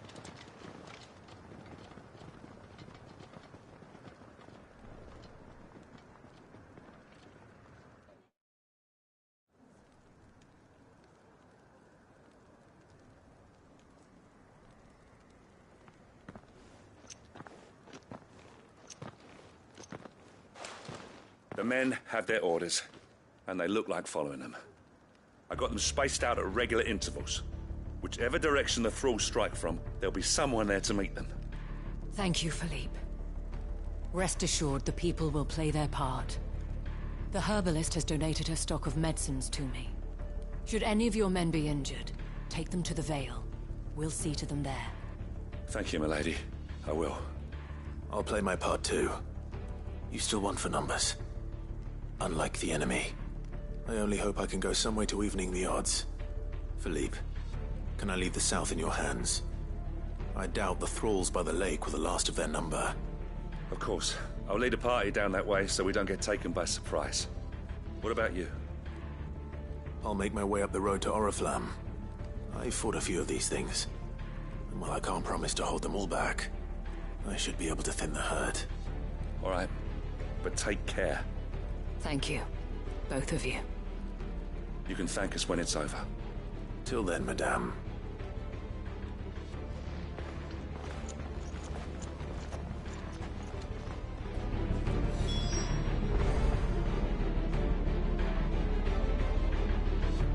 When the fighting begins, we can take refuge in the barracks. We'll be safe there.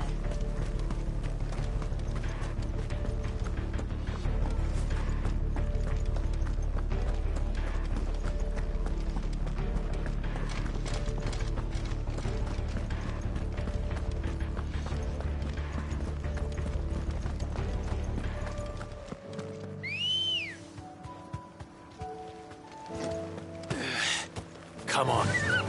Fly, Ambrosia.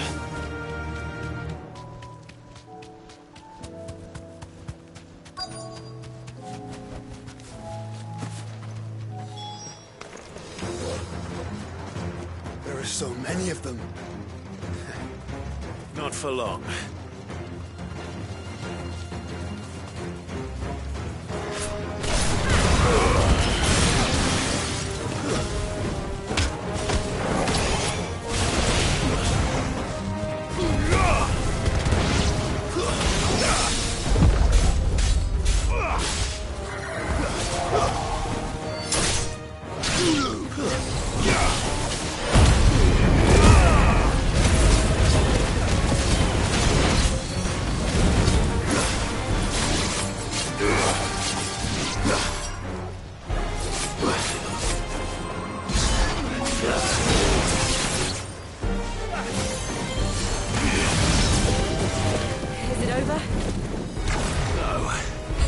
It's only just begun.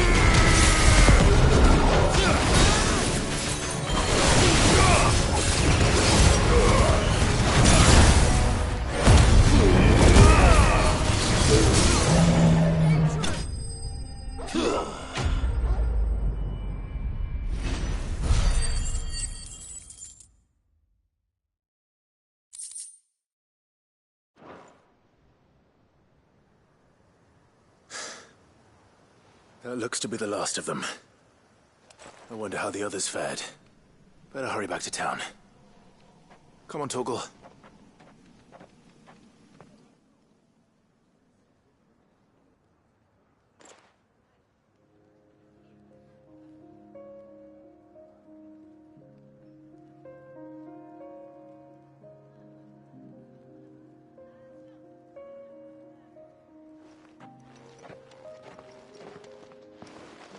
Clive, it's good to see you. And you. The road to Oriflamme is clear. How did you and your men fare? Well, we ended up fighting for our lives down by the lake. Took a few nicks, but nothing the girls of the Vale can't put right. Glad to hear it. Well, it seems we've survived. For the time being, at least. I thank you both for answering the call. You were right. And I was wrong. About everything. I had thought that the only way to unite the people was under the banner of Empire. That without a strong hand to guide them, they would drift apart. To be borne hither and yon by the eddying currents of fate. But you brought them together. Not by force, nor by the exercise of goddess-given authority, but by simply being one of them. By knowing what they feel, because you feel it yourself.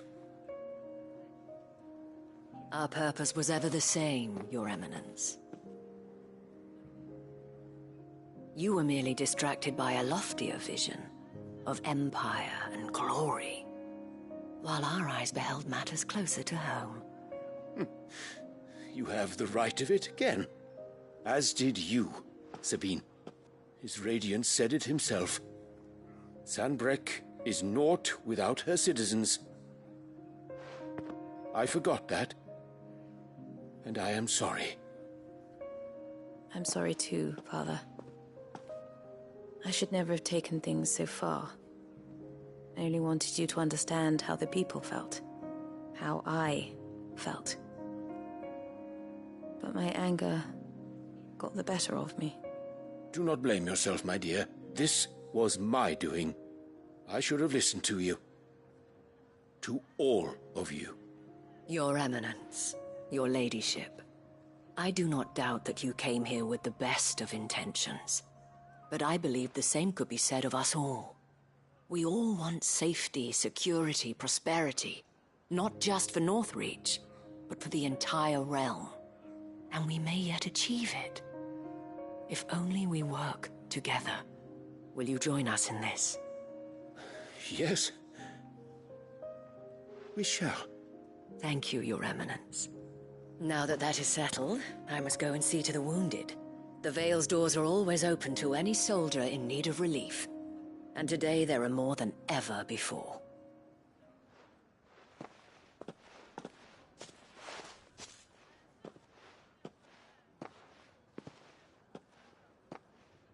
Madame Isabel is a rare soul indeed. In these dark times, I see that it is not men like me who should lead the realm, but women like her. You're right. If only I'd listened to her when I had the chance. Forgive me for saying so, milady, but you still do. The dame said it herself. We can turn things around. We just have to work together. And that goes for you, too. You're one of us now. One of you? Well said, Captain. Let this be a new beginning. Not only for Sanbreque, but for us. Well, since there's nothing more to be done here, I should see if Isabel needs any help moving the wounded.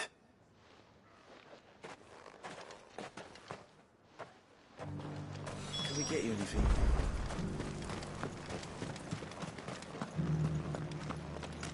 There's no need to worry any longer. I saw several soldiers being carried to the Vale.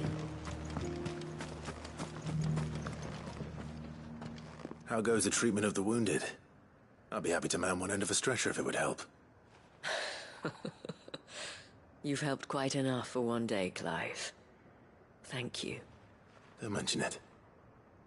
Oh, but I must. After all you've done for this town, it is the very least you deserve. Tell me, if Northreach had fallen, what would you have done? A woman of your means could find a home anywhere in the realm, but I sense you would rather have died here. It's a long story. For you, madame, I have all the time in the world.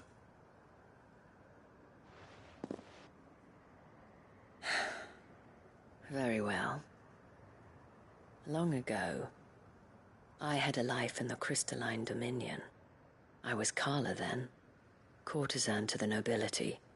So sought after was I that it was only they who could afford my time. Alas, those halcyon days were not to last. For naive as I was, I fell in love with a bearer.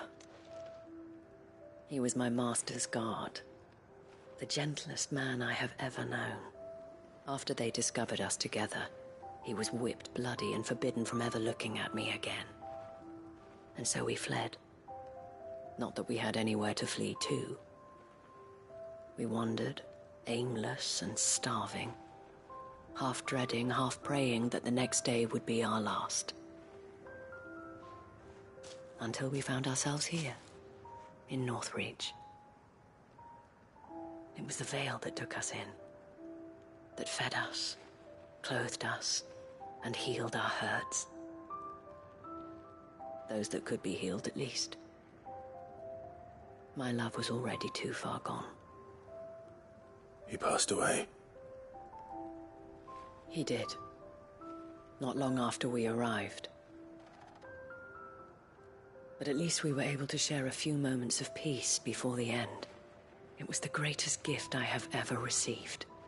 But the generosity of this town and her people did not end there. The men and women of the Vale supported me through my grief. Shared in it, though I was still a stranger to them. They treated me like a sister. And so I swore that I would always do the same. That I would return the kindness that Northreach showed me. That I would repay my debt to the Vale.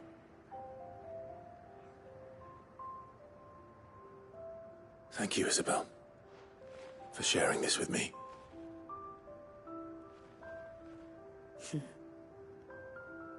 You're a lot like him, you know. Perhaps that is why I have such a soft spot for you. Never stop fighting, Clive. And I shan't either. I know that it will not be easy to keep Northreach together. But our efforts will be rewarded. Just look at us now. The people, the soldiers, even the Duke of Oriflamme and his daughter. All united in defense of this town that we have come to call our home. And what of you? Can we count on your support too? Always.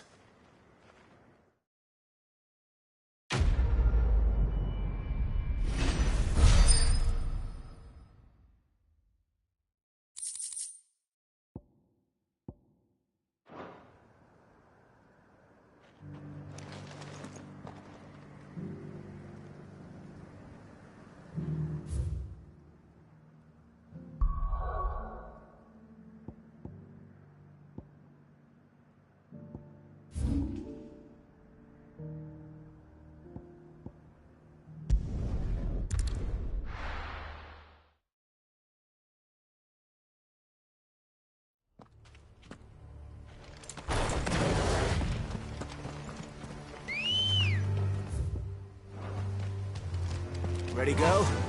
Fly, Ambrosia.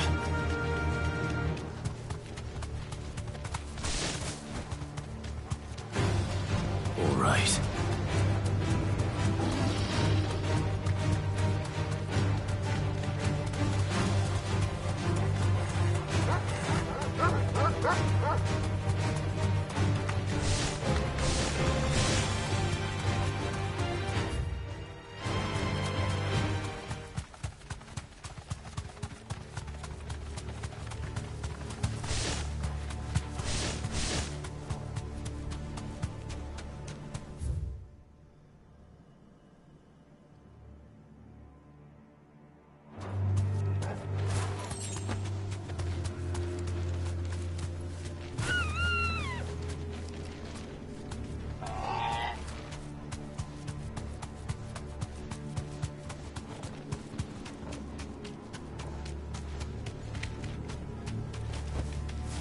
back to the stables, girl.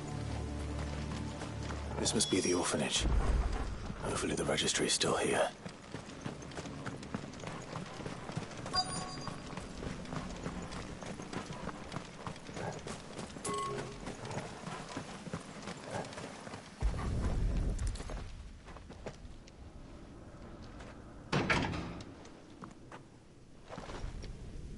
It's locked. I should look around some more before I start breaking down doors.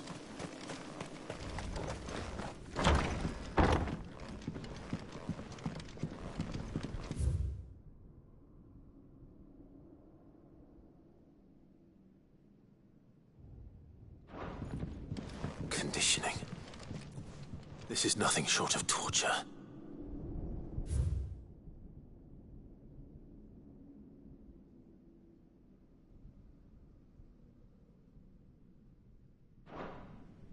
Disposed of. Herman wasn't exaggerating. It's a wonder he survived this place.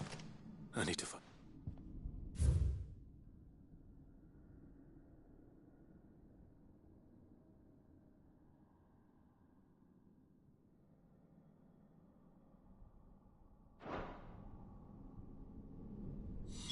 This reads like a suicide note. Did the director go through with his plan? There's only one way to find out.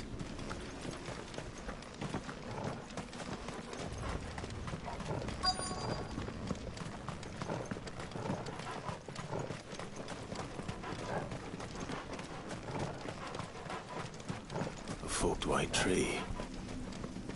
This must be the place.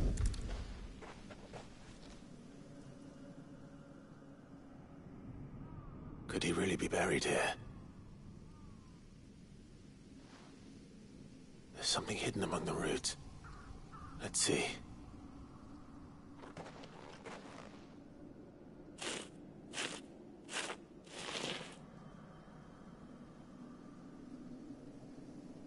This must be the registry.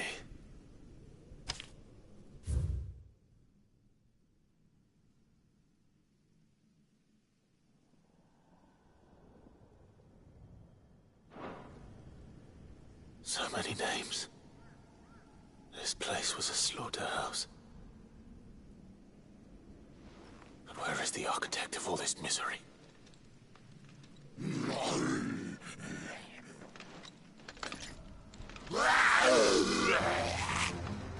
It was only a matter of time, I suppose. This place is cursed.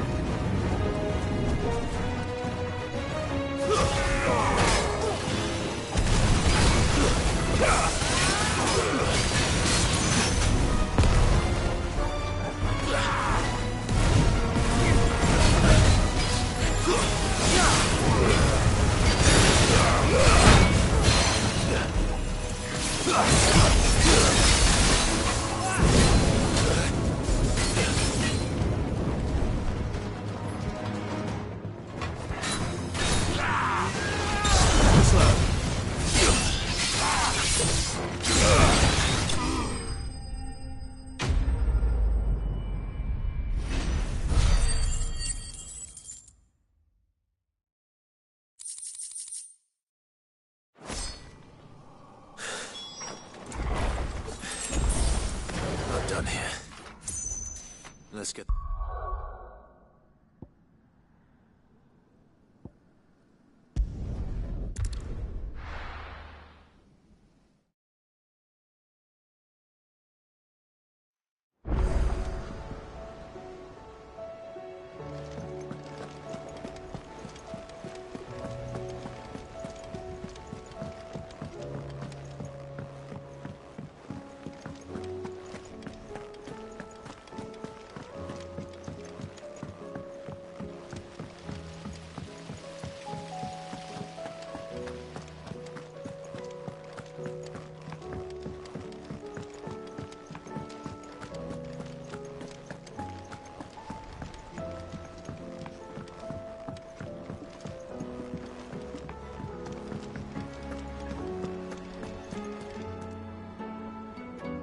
I hear that you traveled to Ash, Cid.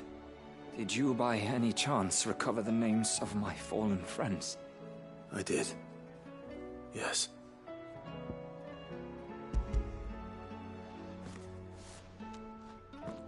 If I may? The bearer registry.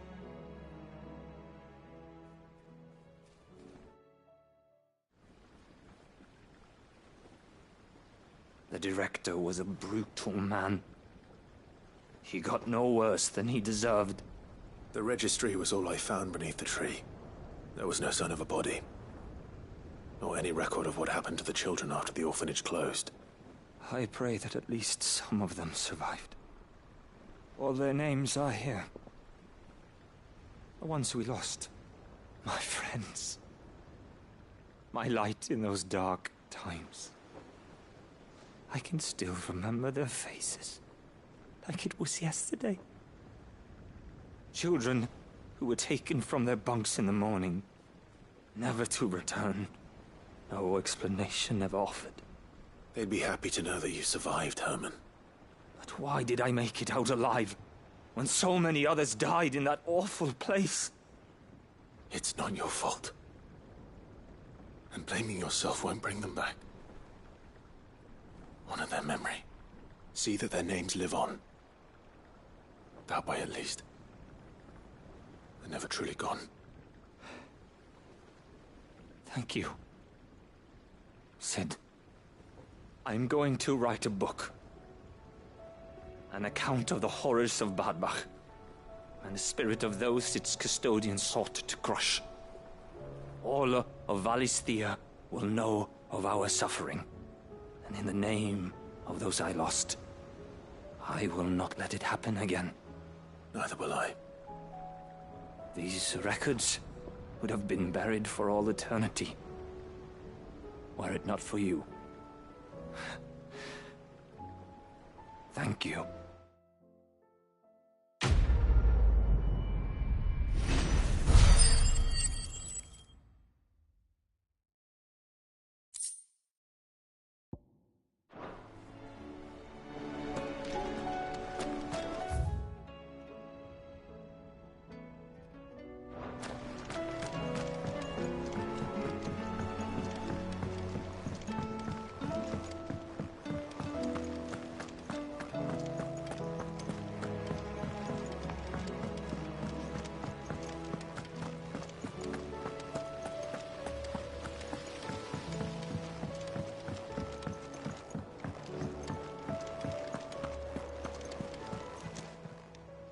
I wasn't expecting you back so soon.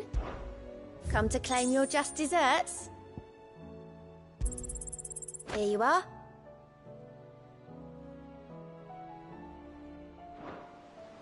Come again. I may have more for you.